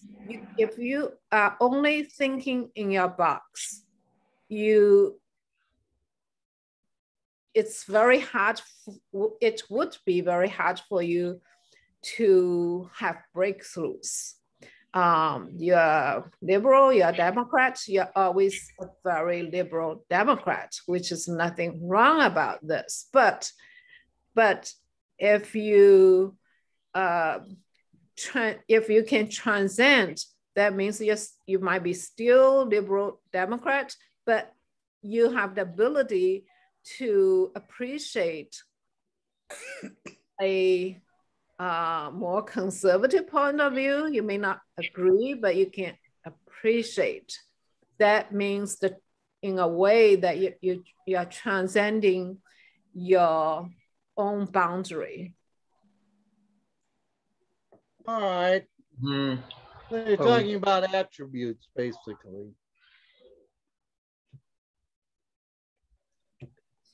I can have different points of view at different times, you know, but I basically am the same person, I guess. Yeah, same person. So the core being of you has not changed. but your name is very arbitrary. Like I ask you, is your name Charlie or Charles? In writing, you say it's Charles. In speaking, you say Charlie. You say it doesn't matter. So it doesn't matter you are Charlie or Charles. Name is the least important thing about you. Like my name, I can be Jan, Jian, and I can be, like people call me in different ways, and I don't mind. So name is arbitrary, is not important in that sense. The core being somebody calls me a derogatory word name, I could say that's not me. Yeah. Yeah, actually. Right. So it rolls off your back. So would Charlie be insulted if I called him fart knocker? That's not the unchanging me. That's right. The inner Charlie. I think Margaret's got a question. Go ahead, Margaret. Tim, can I ask another question? Margaret's got her hand up right now. Go ahead, Margaret. I have a quick question, and I've asked it before because I love this presentation on Taoism. I think it's quite universal. Wish more people understood it. These folk religions, because that seems to be the majority in China. What exactly, I think we may have talked about it, does it contain ancestry worship, which is not that unusual? Many look at the Catholics who revere the saints and they're, the Day of the Dead. But what exactly are these folk religions with which most Chinese who identify with religion at all identify with those? I think it's because like most Chinese people, they don't go to a church, they don't go to a temple regularly. They are not like have a membership. So there's no way of counting them.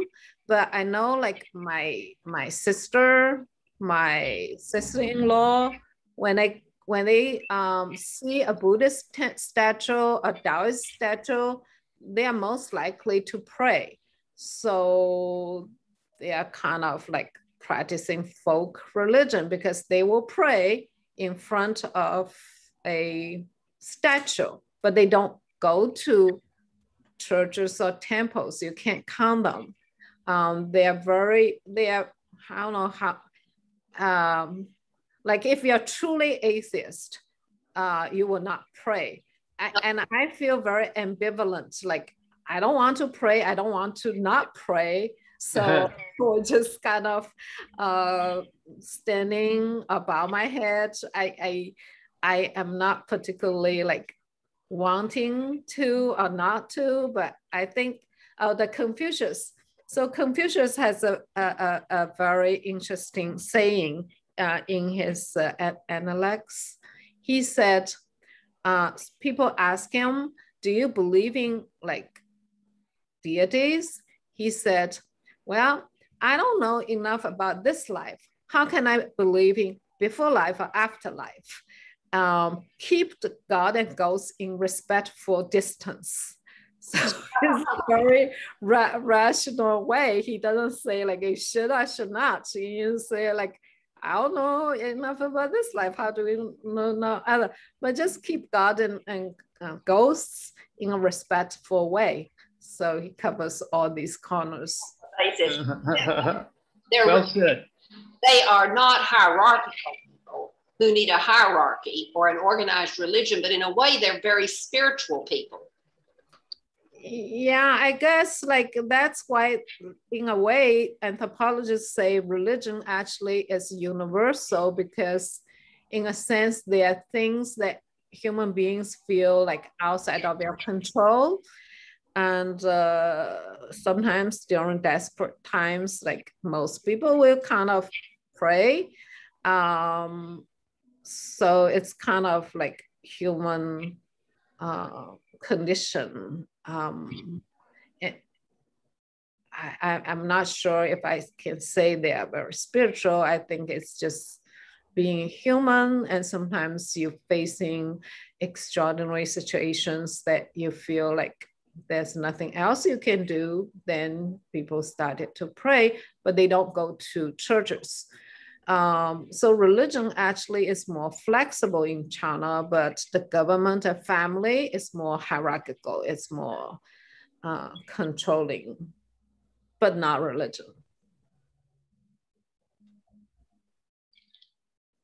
You say, Jian, the government and family? When did family become hierarchical? In what ways? Respect for elders and Confucianism? It also depends on families, but give you a general example of the language and culture, kinship terms. In China, there are more kinship terms, like 4 times of kinship terms than in English. You have like a paternal side of names for grandma, grandpa, uncles, and you have like male side of relatives and female side relatives, older and younger. Everything is like very hierarchical. You know your place because if you're male or female, if you're older or younger, everything has to be kind of in proper place. So it's very hierarchical. Mm-hmm. And in a way, like Confucius, well, it can be debated, but Confucius advocates this hierarchy and harmony. Sometimes, like, how do you achieve harmony? People have to have a consensus of the place that you are supposed to be. If everyone wants freedom, it's very hard to achieve harmony. You have to give away some of your rights in order to be harmonious. And most Americans says, like, why do I want to give up my rights? So there's not much harmony. There's a lot of conflict. But harmony is not like catch-all good thing, but it can be coerced. You have to do things you might not want to do to be fit into the system. Yes, I see. I have a question. Through Asia. Thank you. Thank you for opportunity because I'm from Russia actually, and I really did not speak before to Chinese person.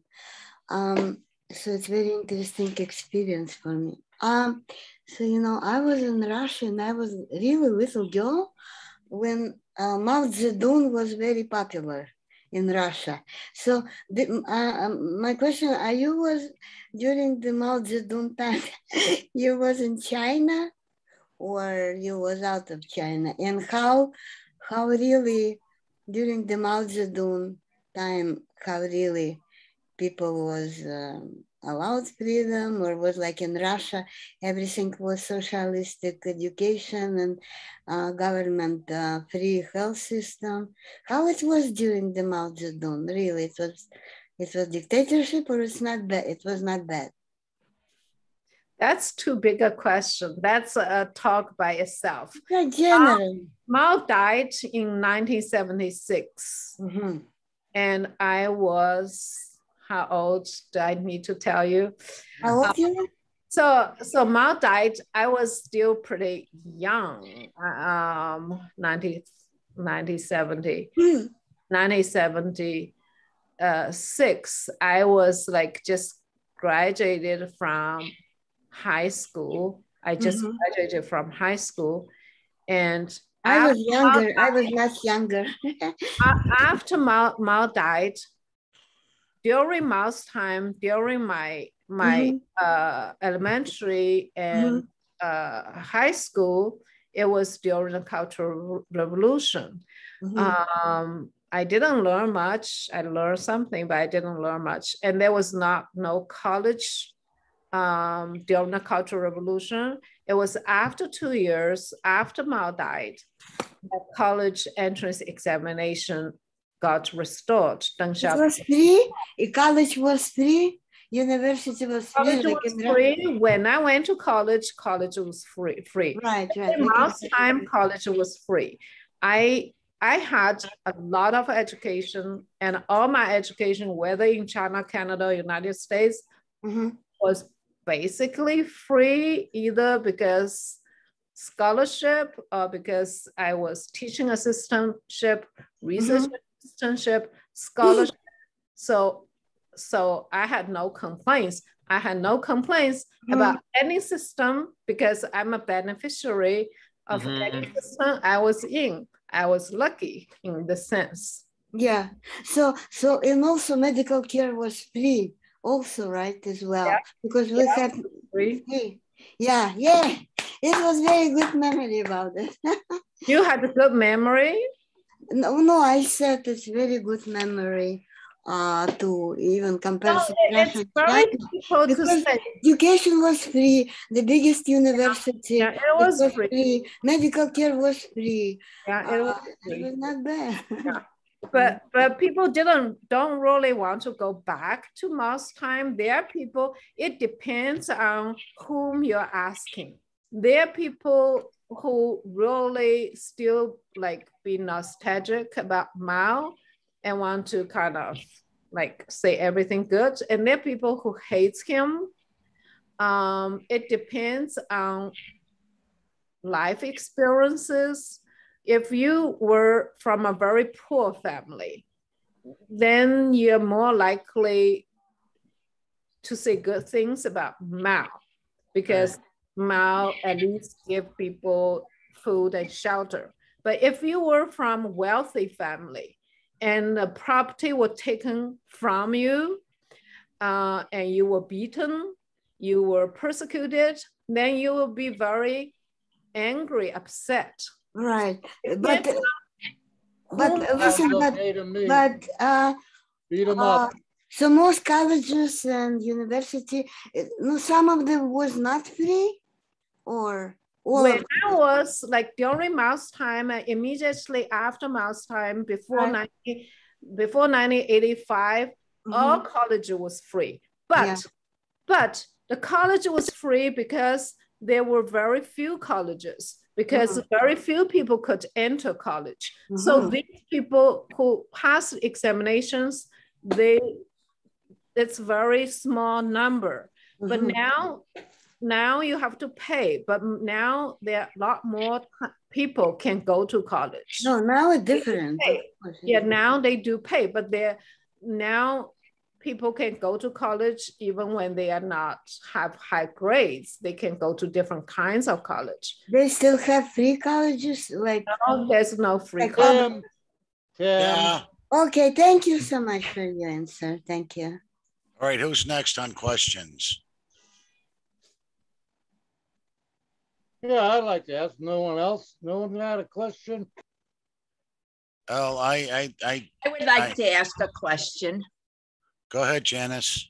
Jian was in 2015, she was at that monastery, and it was very near, and you asked that question about the stands, and I was in the kitchen making a salad, and when you asked the question, what is, I said, Muslim, they're all Muslim, and that's what you said. And anyways, but you were right next to, what is it, Jinyang? Yeah, where the slavery is associated. There's no slavery. That's not true. And first at that time when I was there, all these now what we have accused China of, as at that time there was no saying like this. There were no. It was only in the last 3 years. But I was visiting like 5 years ago. There was no saying, no awareness. In fact, when I went there, I didn't talk to Muslims. I went to like Muslim restaurants because they have like special restaurants, and my relatives took me to the restaurants, and I could see they wear different clothing and they were just serving food. and people were just eating food. Everything was like normal, and never saw anything like extraordinary different. So personally, I have never seen anything. And my relatives told me, actually the locals felt the government had given more privilege to the Muslim, to the Hui people, the Han people, because Hui people, if they were not happy, they make a big deal, and the government doesn't want to see any disruptions. So like college entrance, the affirmative action always give like minorities and Muslims, they can have lower grades to go to better colleges. Whereas the majority Han people, they have to have like higher grades to go. So there were like people who are like Chinese people being abroad for several years. And when they went back, and they say they were surprised their families claim their ethnic minority status. Because if they claim their ethnic minority status, they can actually get more benefits. Like they can go to colleges with lower grades. So that's what the Han Chinese people say. What you are hearing and what is happening in China may not be 100% compatible. So I would just say, like, I don't know exactly, but I definitely don't think they are made as slaves. They are just like being different. And I try to get more balanced views, but I can't. They're always like two extreme views. One is like as if they were slaves and persecuted. Another says like they are giving more privileges than Han Chinese people. And the Chinese government and Chinese people were saying that they actually are speaking and writing a different language than a majority of Chinese people. So the government want them to learn Mandarin, like my students learn Mandarin, so you'll be integrated with Chinese culture and not be kind of just being Muslim and speaking another language and writing another language. So they were saying they were actually in a vocational school to learn language and skills to be able a functional member of the society. Well, I am disturbed by your answer, but thank you. I don't know how accurate the picture really is, but that two versions may not be accurate. Mm-hmm. All right, Jian.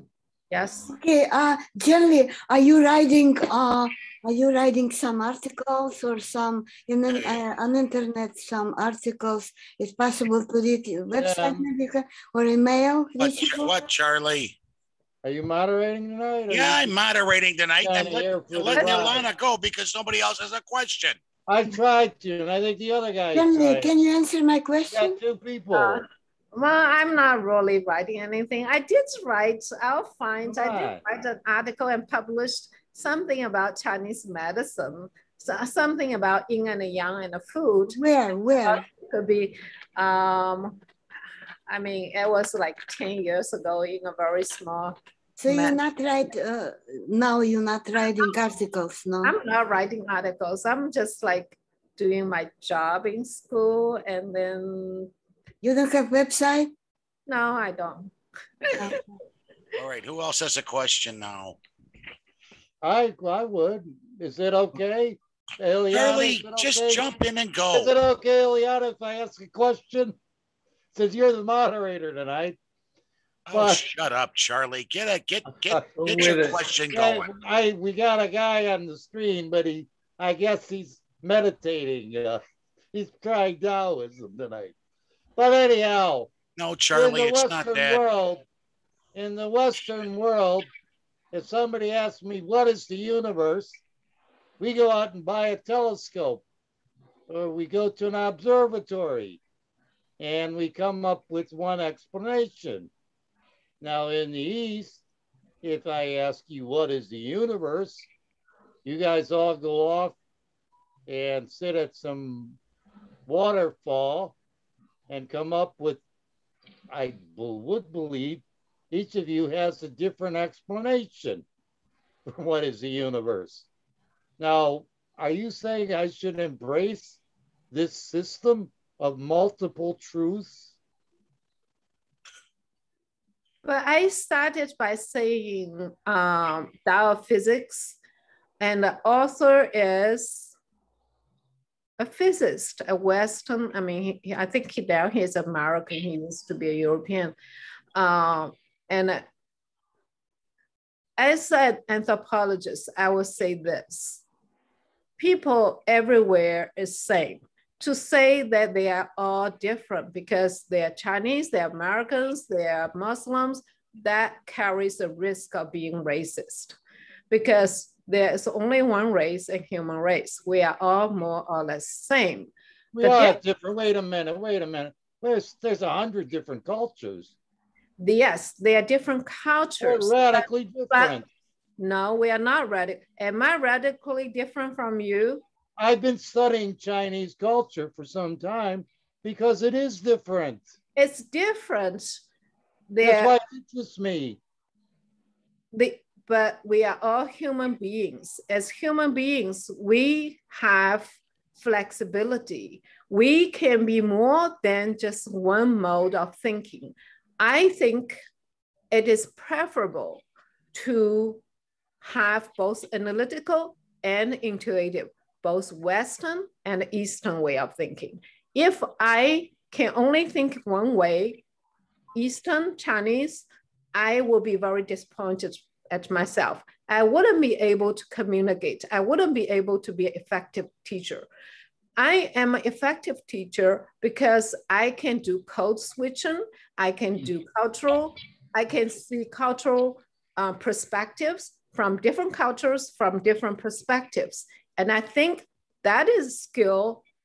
And that's also the purpose of my presentation, is to say there's more than one way of thinking, more than one way. So if the Chinese people are learning English and know more about American culture than American people know about Chinese culture, then Chinese people will be in a more competitive advantage of knowing both cultures than one culture. If you think one way of thinking, Western way of thinking is the best, you will be in a disadvantaged position because you would not be able to understand the other while the other can understand you. Wait a minute, I was a public librarian. I had to buy books for the library. And I bought books that were they had truth and accuracy. And according to you, I should buy any kind of book because they're all valid, right? I'm not saying all valid. I'm saying for all opinions. It depends. You have to be more specific about it. I'm saying it is more preferable to know more perspectives than to know one truth. Even loony ones? The moon is made of green cheese is worth knowing. It's not scientifically provable, Charlie. She says we have to be, accepting. Come on, Peter. So what is... Back up in a second. So Charlie, what is the most significant truth you know and you are sure of? The most significant truth? Yes, don't say my name is Charlie. That's not... I do know there are certain inconvertible truths. Okay, and a priori truths. Tell me one. 2 + 2 is 4. How's there? There you go. There's Which a bunch one? Of them. What's true? 2 + 2 is 4.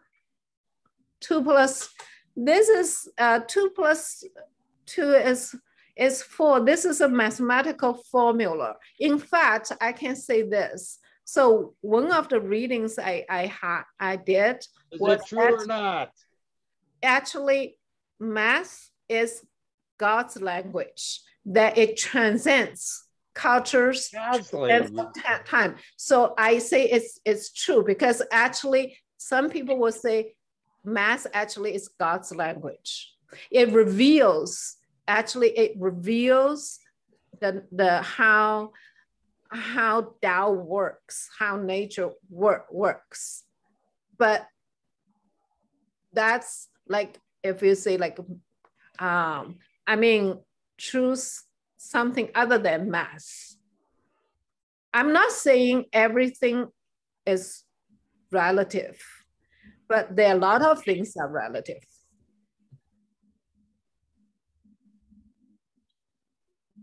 I mean, you made a statement there. It caught my mind. It said, make no judgments. Are you serious?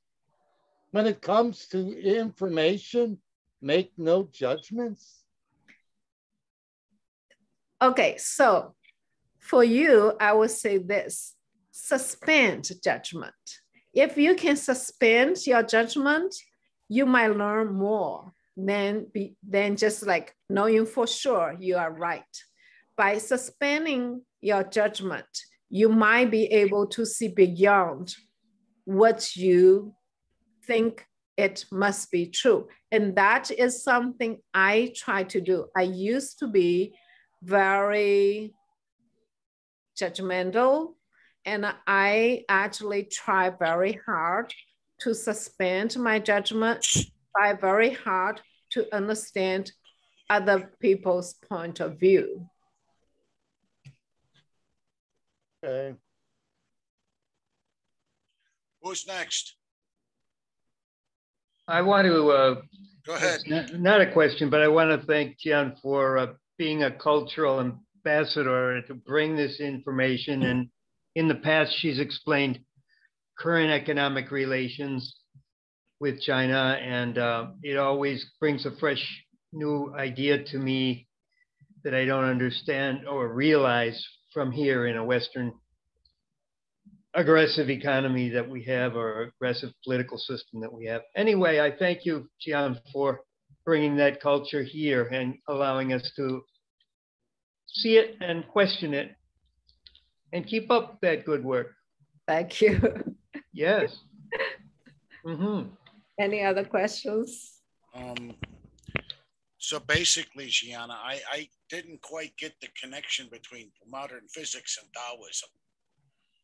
I didn't quite get it. I mean, I know you had one video when I was able to get it. Yeah. You know, and I know a little bit about quantum physics and some of the math behind it and everything else. Okay. And, you know, the Taoism, I know it's a method of peace and things like that. But I mean, you know, he's talking about the synthesis between the two of them. Yeah. I still just don't get it. What exactly is the synthesis between the two? So what, if I were to ask you to explain in 3 minutes what quantum physics, quantum mechanics is, can you explain? And then I can try to make connections. If you know more about quantum mechanics, give a 2 or 3 minutes explanation. Otherwise, I will try to do my best to explain the connection of quantum mechanics, but I have to explain quantum mechanics. I'm not sure how well I can explain quantum mechanics. Just in your own words is all I'm asking, okay? So do you want to explain quantum mechanics? Well, no, I'm sorry. You were asking where physics and quantum and then physics and Taoism, maybe not quantum mechanics. Meet, yeah. Physics and Taoism, where do they meet? Yes, that's a really good question. So the physics, quantum physics, we can start from the particles.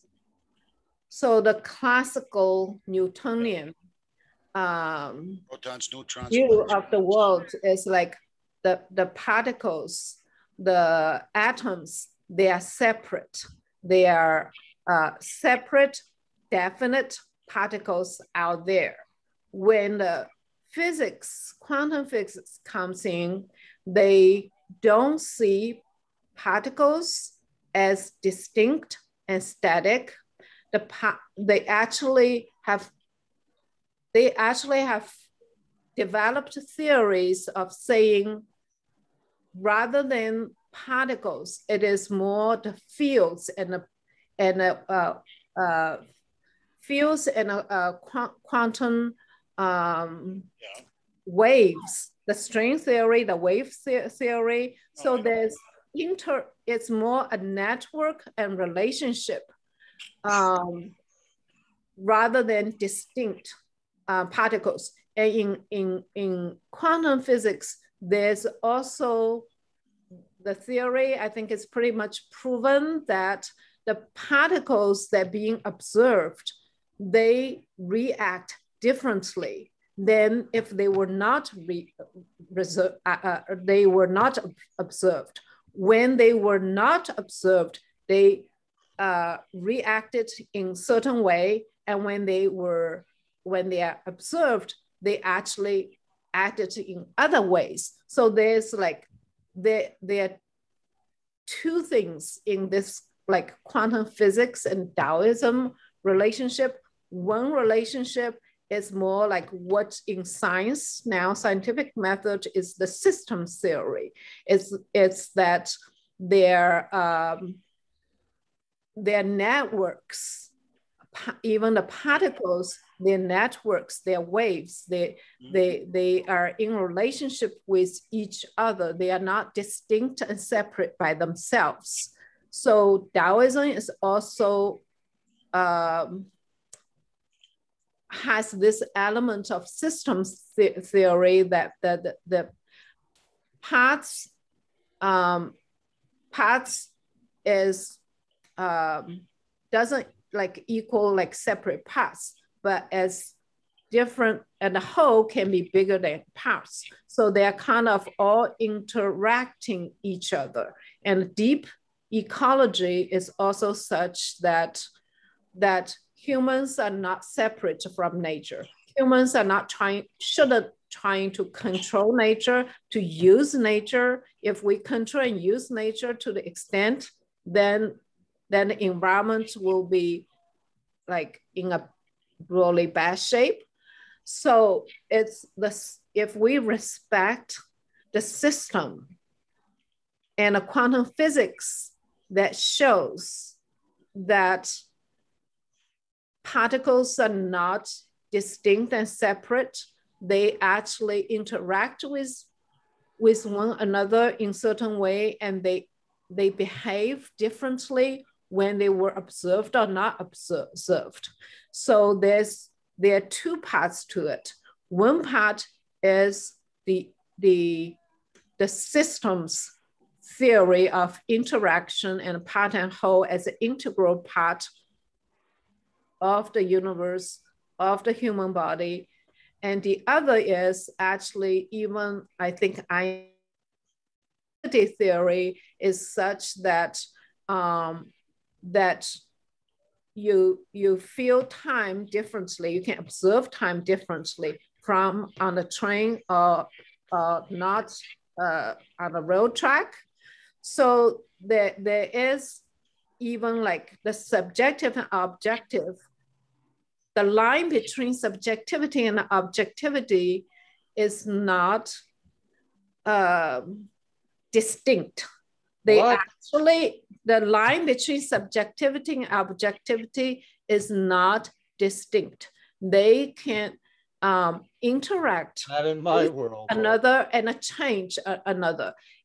If I give you, Charlie, if I give you a very, very simple explanation, it's like if in a relationship, how you treat other people affect how you will be treated. So it's not distinct, like I'm this, I do this, I want a result.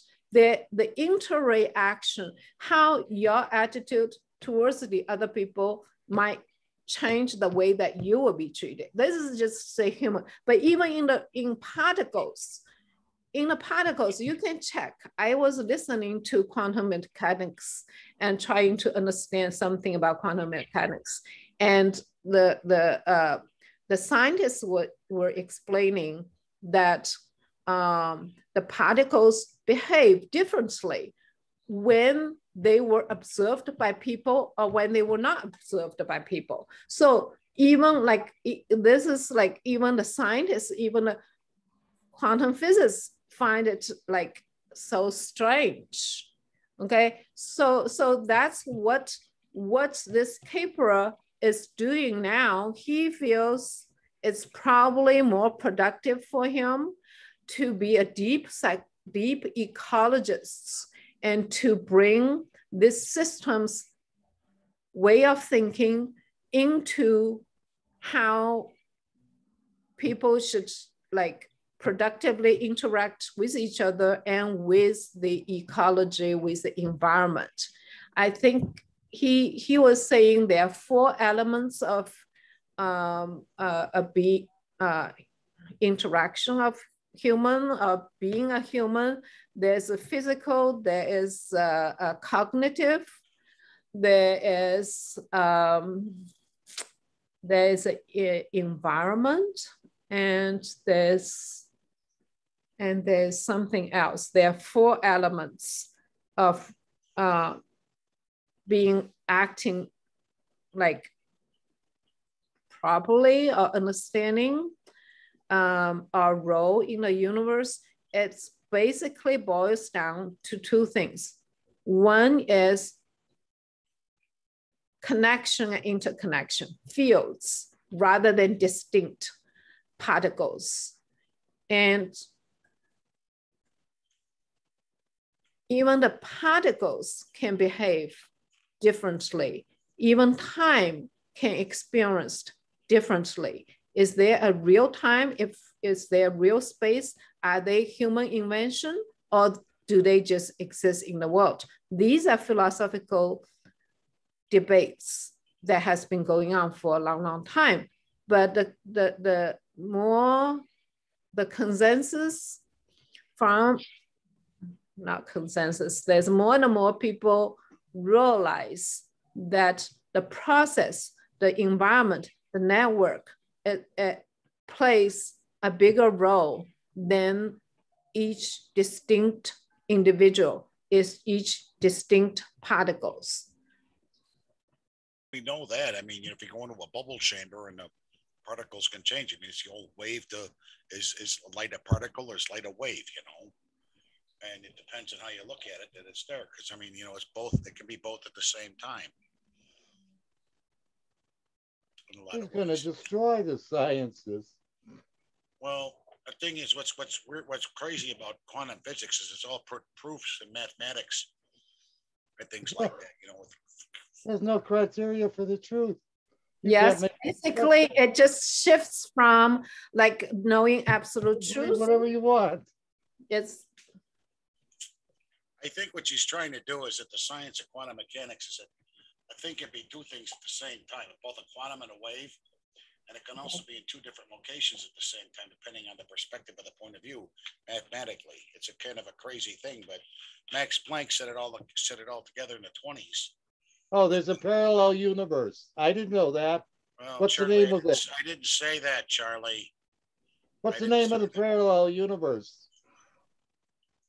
See, because when you look at, like, for example, the proton. That's where you're from.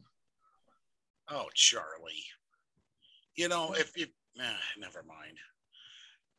All right, I got a question. Go ahead, Charlie. I just booked a group, and I'm not a Christian by any means, but they're back to anti-war group, which I haven't been involved in, Pache and Bene, and they're nonviolence. They want nonviolence and peace. And then I read that you Taoists are in the martial arts. Don't you guys believe in, after all your thought and meditation, shouldn't you be peaceful and quiet and one with nature? The Buddhists would agree to those values, Charlie. Yes, practice. There is always yin and a yang. You cannot be totally yin and be passive. If you're totally yin and a passive, you will be conquered and trampled by the aggressive ones. You have to have you have to know when you should be in and you should be in a balanced state. And the martial arts is not meant to be aggressive. Martial arts has many different components. One component is for health. It's like yoga, it's like Tai Chi Chuan. It's just like for your own health. And another is for defensive. So most like martial arts is not for aggressiveness, it's for defensive. And the people in all places need to know how to defend yourself. If I don't know how to defend myself, I wouldn't be in where I am. I can be trampled by anyone, but I don't want to.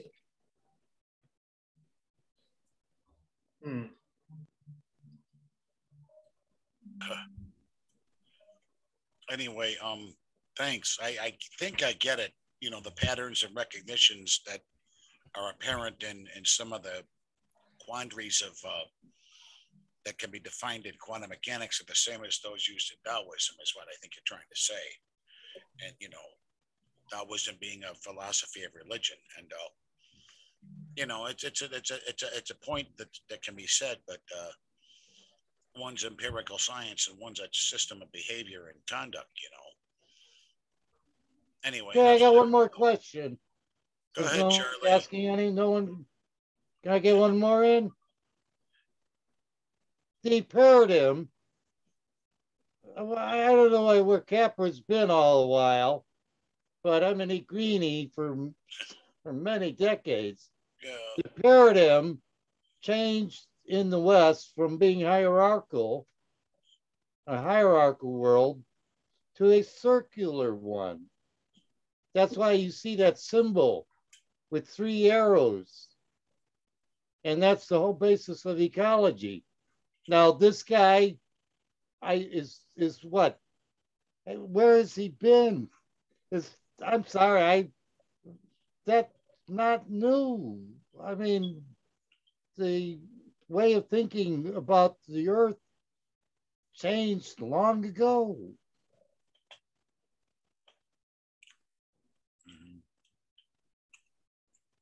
Jian, are we stumping you too much here tonight?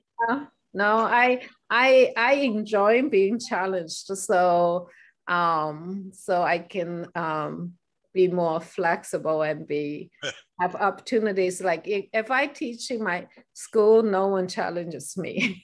I need challenge. I mean, this guy became an ecologist.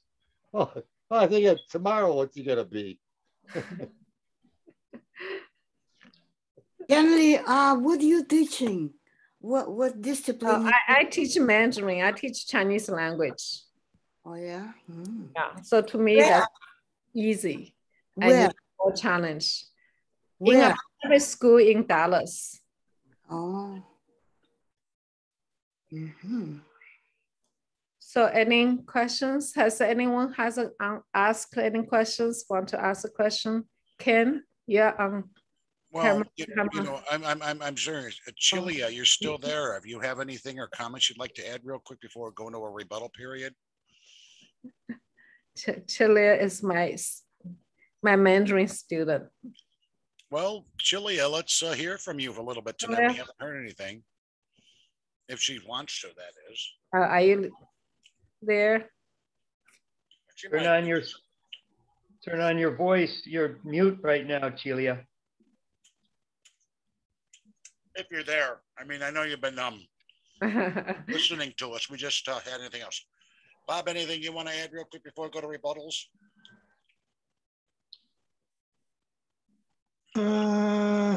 No, I don't think so.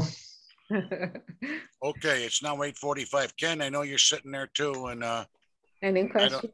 I've been multitasking, so I'm in a couple of shows. I'm waiting for my cousin's wedding to come out, and I just want to thank Jian Li for coming, and hope you would everybody, participate in the forum. All right, so let's go on to rebuttals. Who's got something to say tonight? I know Charlie always does. Peter, you want to put in something? Oh, just that Western, especially North American history hasn't been too far from what she's talking about. There's been strains of this transcendentalism with Thoreau and Emerson. There's been Buddhism wholly practiced by Christian scholars here in North America, endorsing it and finding the best of Eastern philosophy. So America has tried to tolerate and understand the Eastern world. But I think we're swept by so much of a materialistic impulse here that we can't always slow down and consider the truths that are among us. We're so busy and driven, and that's because of the system we built. I'm afraid much of Asia has adopted what we've been involved with for 100 years here, and Asia has taken it even at a faster velocity. So I hope you can hang on to what's a very age-old religion and keep those practices in the forefront. In China,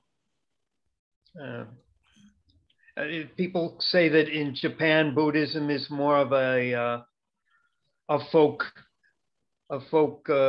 philosophy, but that a money culture and an aggressive world is what they've polished now in Japan, and Taiwan has, Korea very much so, in the last just 50 years. So there it is. Thanks for bringing it to our doorstep, Jian. Again, to revisit it. Go ahead. Go. Well, I wonder what Christian Science is about, and if that has any validity. That's a sect here in you mean North America. Christian Science. It's been around for about 60, 70 years. Yeah. I would think there's like the Gnostic Christians. Yes. Gnostic Christians has something in common with Taoists and Buddhists, because they're truly kind of mystical.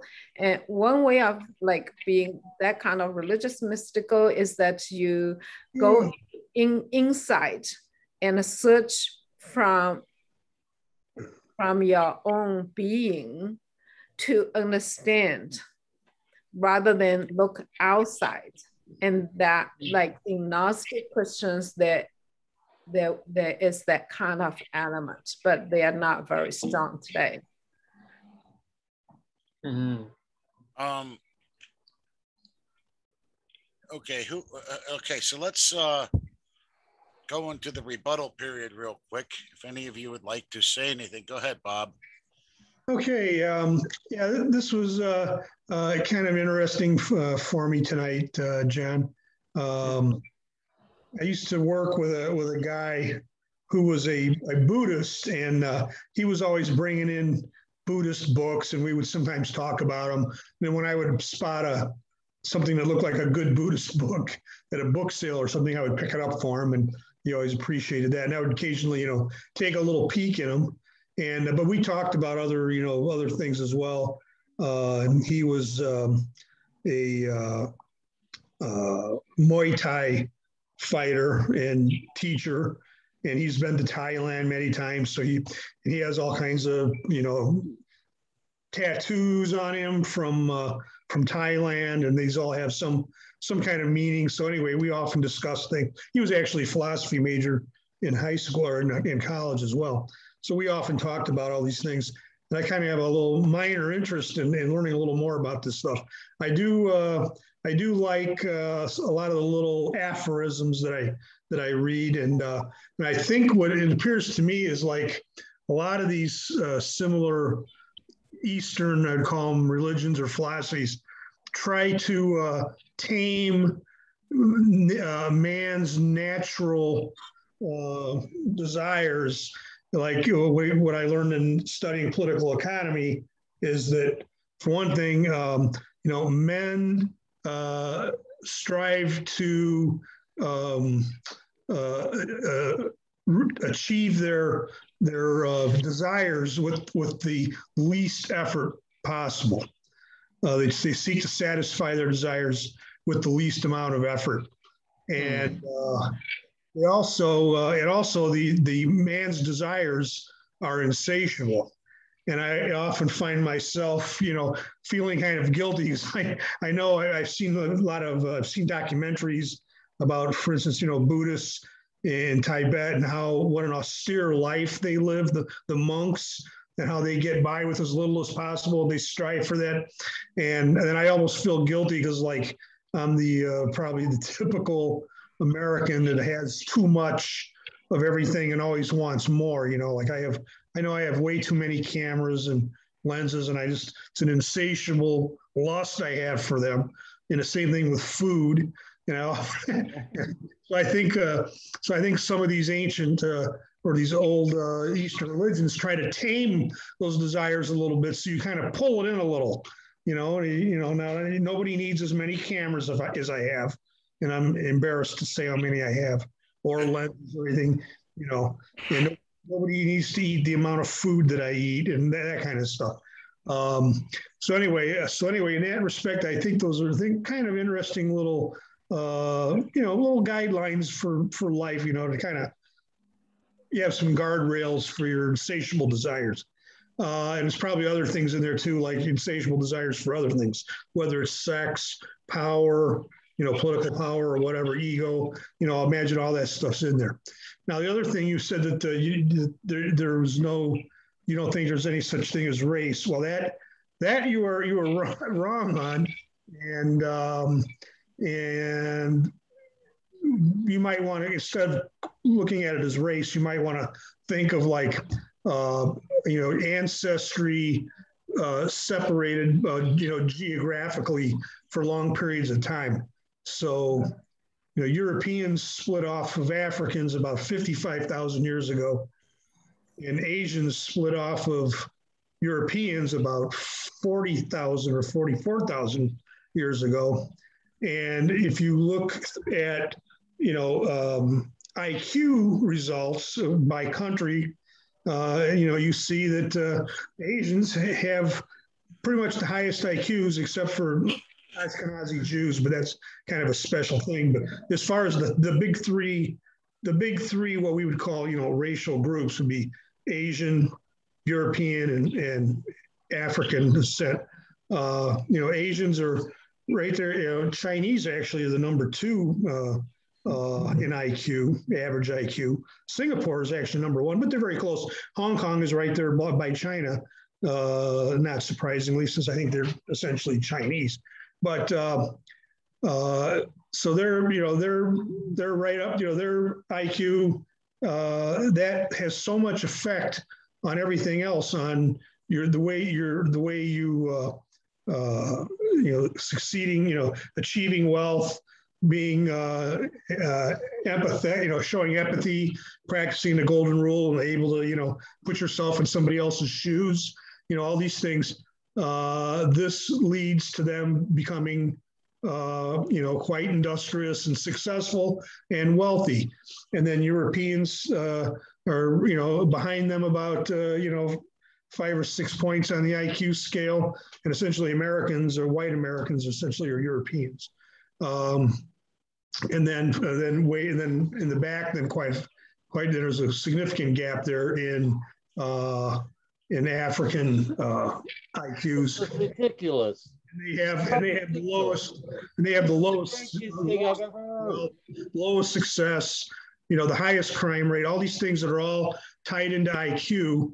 And so anyway, so there are these 3, distinct groups, and it's undeniable. I mean, there's been tests have been done by, all kinds, hundreds of researchers, and hundreds of different kinds of tests that are all either IQ tests or proxies for IQ tests, like SAT scores and things like that. And of course, the other thing is you can look at the wealth. Wealth is a good guide. Wealth and success of a country is often, very predictable by looking at their IQ as well. So anyway, I just want to straighten that out. Maybe I'll give a whole speech about that some night. Yeah, I'd love to hear that one. Okay, but thanks again. I always like hearing you talk. I'm going to go next. I'm going to quote from a very poetic source. You may have recognized it over a time. And that's going to be the words of the teacher, son of David, king of Jerusalem. Meaningless, meaningless, says the teacher. Utterly meaningless. Everything is meaningless. What do people gain from all their toils at which they toil under the sun? Generations come and generations go, but the earth remains forever. The sun rises and the sun sets and hurries back to where it rises. The wind blows to the north and turns to the south, round and round it goes, ever returning on its course. All streams flow into the sea, yet the sea is never full. To the place the streams come again, there they return again. All things are wearisome, more than one can say. The eye has never enough of seeing, nor the ear it's full of hearing. What has been will be done again. What has been done will be done again. There is nothing new under the sun. Is there anything of which one can say, look, this is something new? It has already been. It was here already, long ago. It was here before our time. No one remembers its former generations. Even those yet to come will not be remembered by those who follow them. Remember your Creator in the times of the youth before the days of trouble come, and your years approach you when you will say, I find no pleasure in them. Before the sun and the light and the moon and the stars grow dark and the clouds return to the rain after the rain, when the keepers of the house tremble and the strong men stoop, when the grinders cease before they are few and those looking through the windows grow dim, when the doors of the street are closed and the sound of grinding fades, when people rise up at the sound of birds, but their songs grow faint, when people are afraid of heights and the dangers of the streets, when the almond tree blossoms and the grasshopper drags itself along, and desire is no longer stirred. These people go to their eternal homes and mourners go about the streets. Meaningless, meaningless, says the teacher. Everything is meaningless. The conclusion of the matter. Not only was the teacher wise, but he also imparted knowledge to the people. He pondered and searched out great and many and set in order many proverbs. The teacher searched to find just the right words, and what he found was upright and true.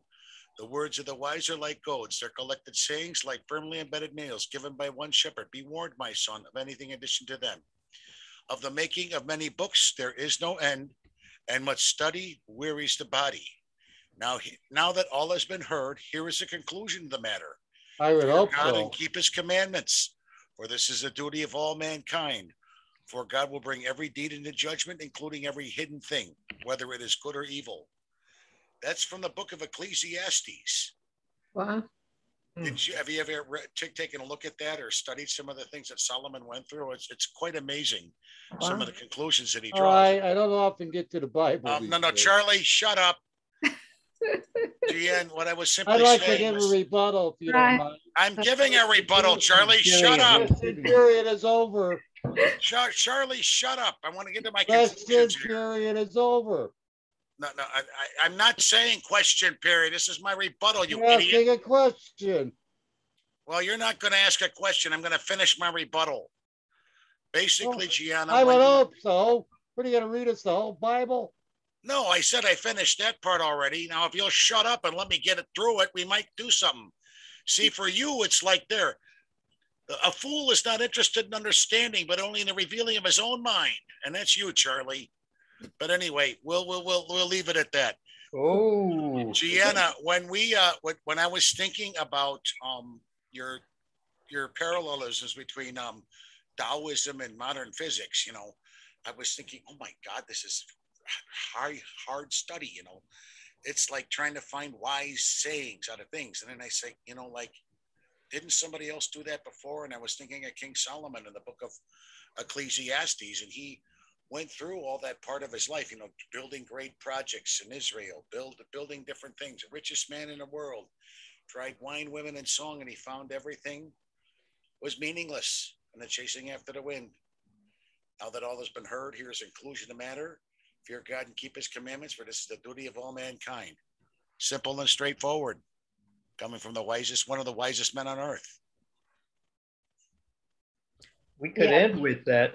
we could end it. Well, Are you done? Are you done yet? I'm done, Charlie. This is never ending. Like I said, is there a point to this? yes. Is it just talk for the sake of talk? Charlie, the point of the matter is, you know, they're engaged in a pursuit, but in a lot of ways, it's utterly meaningless. The yin and the yang. The river flows into the sea, but yet it's never full. You know. Can I give a rebuttal? I've got a real one. Well, go ahead and give your rebuttal now, Charlie. I'll keep quiet during your thing. For a nice talk. At least I got to discipline myself, to refresh myself on Chinese literature. I think that website you indicated is very nice. I'll be eclectic as usual here. About 500 years ago in the Western world, there are people like Francis Bacon who came up with something called empiricism and developed into the scientific method for ascertaining accurate and verifiable truth, which has resulted in significant achievement and accomplishments. At the same time, they developed secular humanism, and they discounted religious explanations as the final authority on ascertaining what constituted the world and the universe. Religious authority was dismissed. Now along came a guy named Descartes, in mind, body, and so forth, and he tried to preserve. He was a Taoist. He tried to keep it alive, and there still are Cartesians out there. And he started the mind-body argument, which is pursuing to this day. But he said the same thing. I think, therefore I am, meaning he was engaging in meditation and an incontrovertible truth that no one could doubt was that you think. No one could challenge that, doubt that. He was looking for something that could not be doubted. They didn't trust the senses like the Taoists because the senses can be deceptive. And they said, oh, you'll never arrive. That will never work. This science, empiricism, no, it'll never work. The senses are deceptive. And you've got to think your mind, use your intellect towards truth. All right, but all right, moving on to the second thing. It's a nice collection of aphorisms. Bob mentioned that. The only problem with aphorisms, there's like 81 pages of them, is that for every if you say one thing, there's a contradictory one, and both of them are equally valid. Like, don't hesitate, do it now. And the other one says, don't do things in haste. And how do you arrive at the truth when, yeah, there's a yin yang there throughout the entire thing? There's every aphorism has an opposite aphorism, which is equally valid. So you can choose between the two. All right. Let's see. Now, all religions, I just want to have some fun with you, Jian, and I realize every religion has shrines or holy places or places of veneration, but I really got to wonder why Taoism works better in the mountaintop than at regular level. But I realize it's a source of inspiration. But yeah, I like more religion that works all over the place. But it sounds like you had a nice and interesting trip, and thank you for reporting on it. Mm-hmm.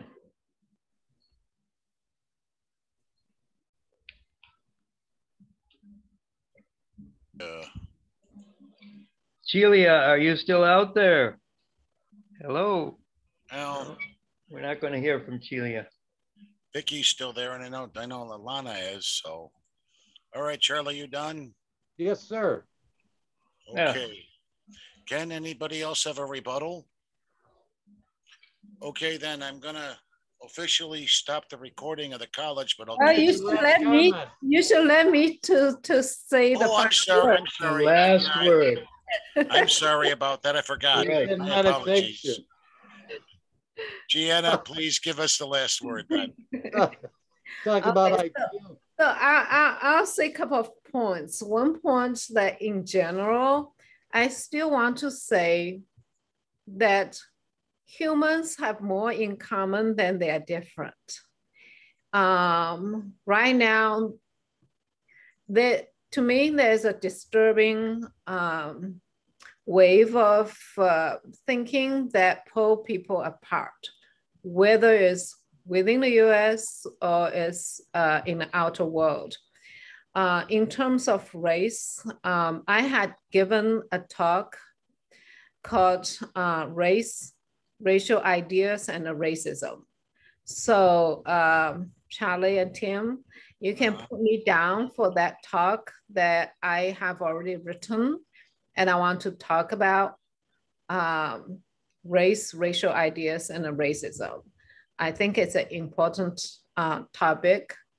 Only by recognizing the humanity in all of us, can we find a more peaceful way of coexisting, learning, and enjoying, instead of finding how we are different. Like, you people do this, you people do that, as if I don't belong to you, I belong to another group, but I feel I belong to all the groups, okay? I can talk your language, Chinese groups, maybe. So I don't think I'm partisan, and I don't want to be partisan. I want to be open and just being a part of humanity. I don't think I'm particularly smart or not smart. In fact, when I was younger, I had very low self-confidence, and I thought I was very dumb because I thought differently from other people. But the older I am, the more I think we are basically same. We're different because our cultures, our experiences, and learning. But I want both my conviction and my wish is for us to see the humanity in all of us and not to put people in categories and be disparaging on any group. That's my personal observation and preferences. In terms of like Cartesian, I think therefore I am as considered a very old mechanical view of the universe, which is not compatible with quantum mechanics, with Taoist thinking, with a more holistic type of thinking. Nowadays, like, there are people who say, instead of saying, I think, therefore I am, you can say, I feel, therefore I am.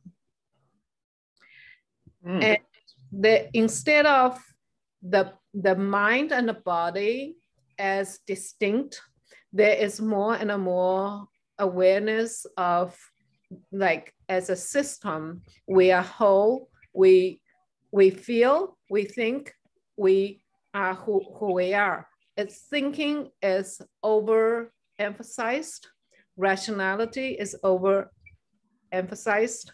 We need to bring more our feeling experiences as a whole to be a more fully human and to be more empathized with people who are different from us.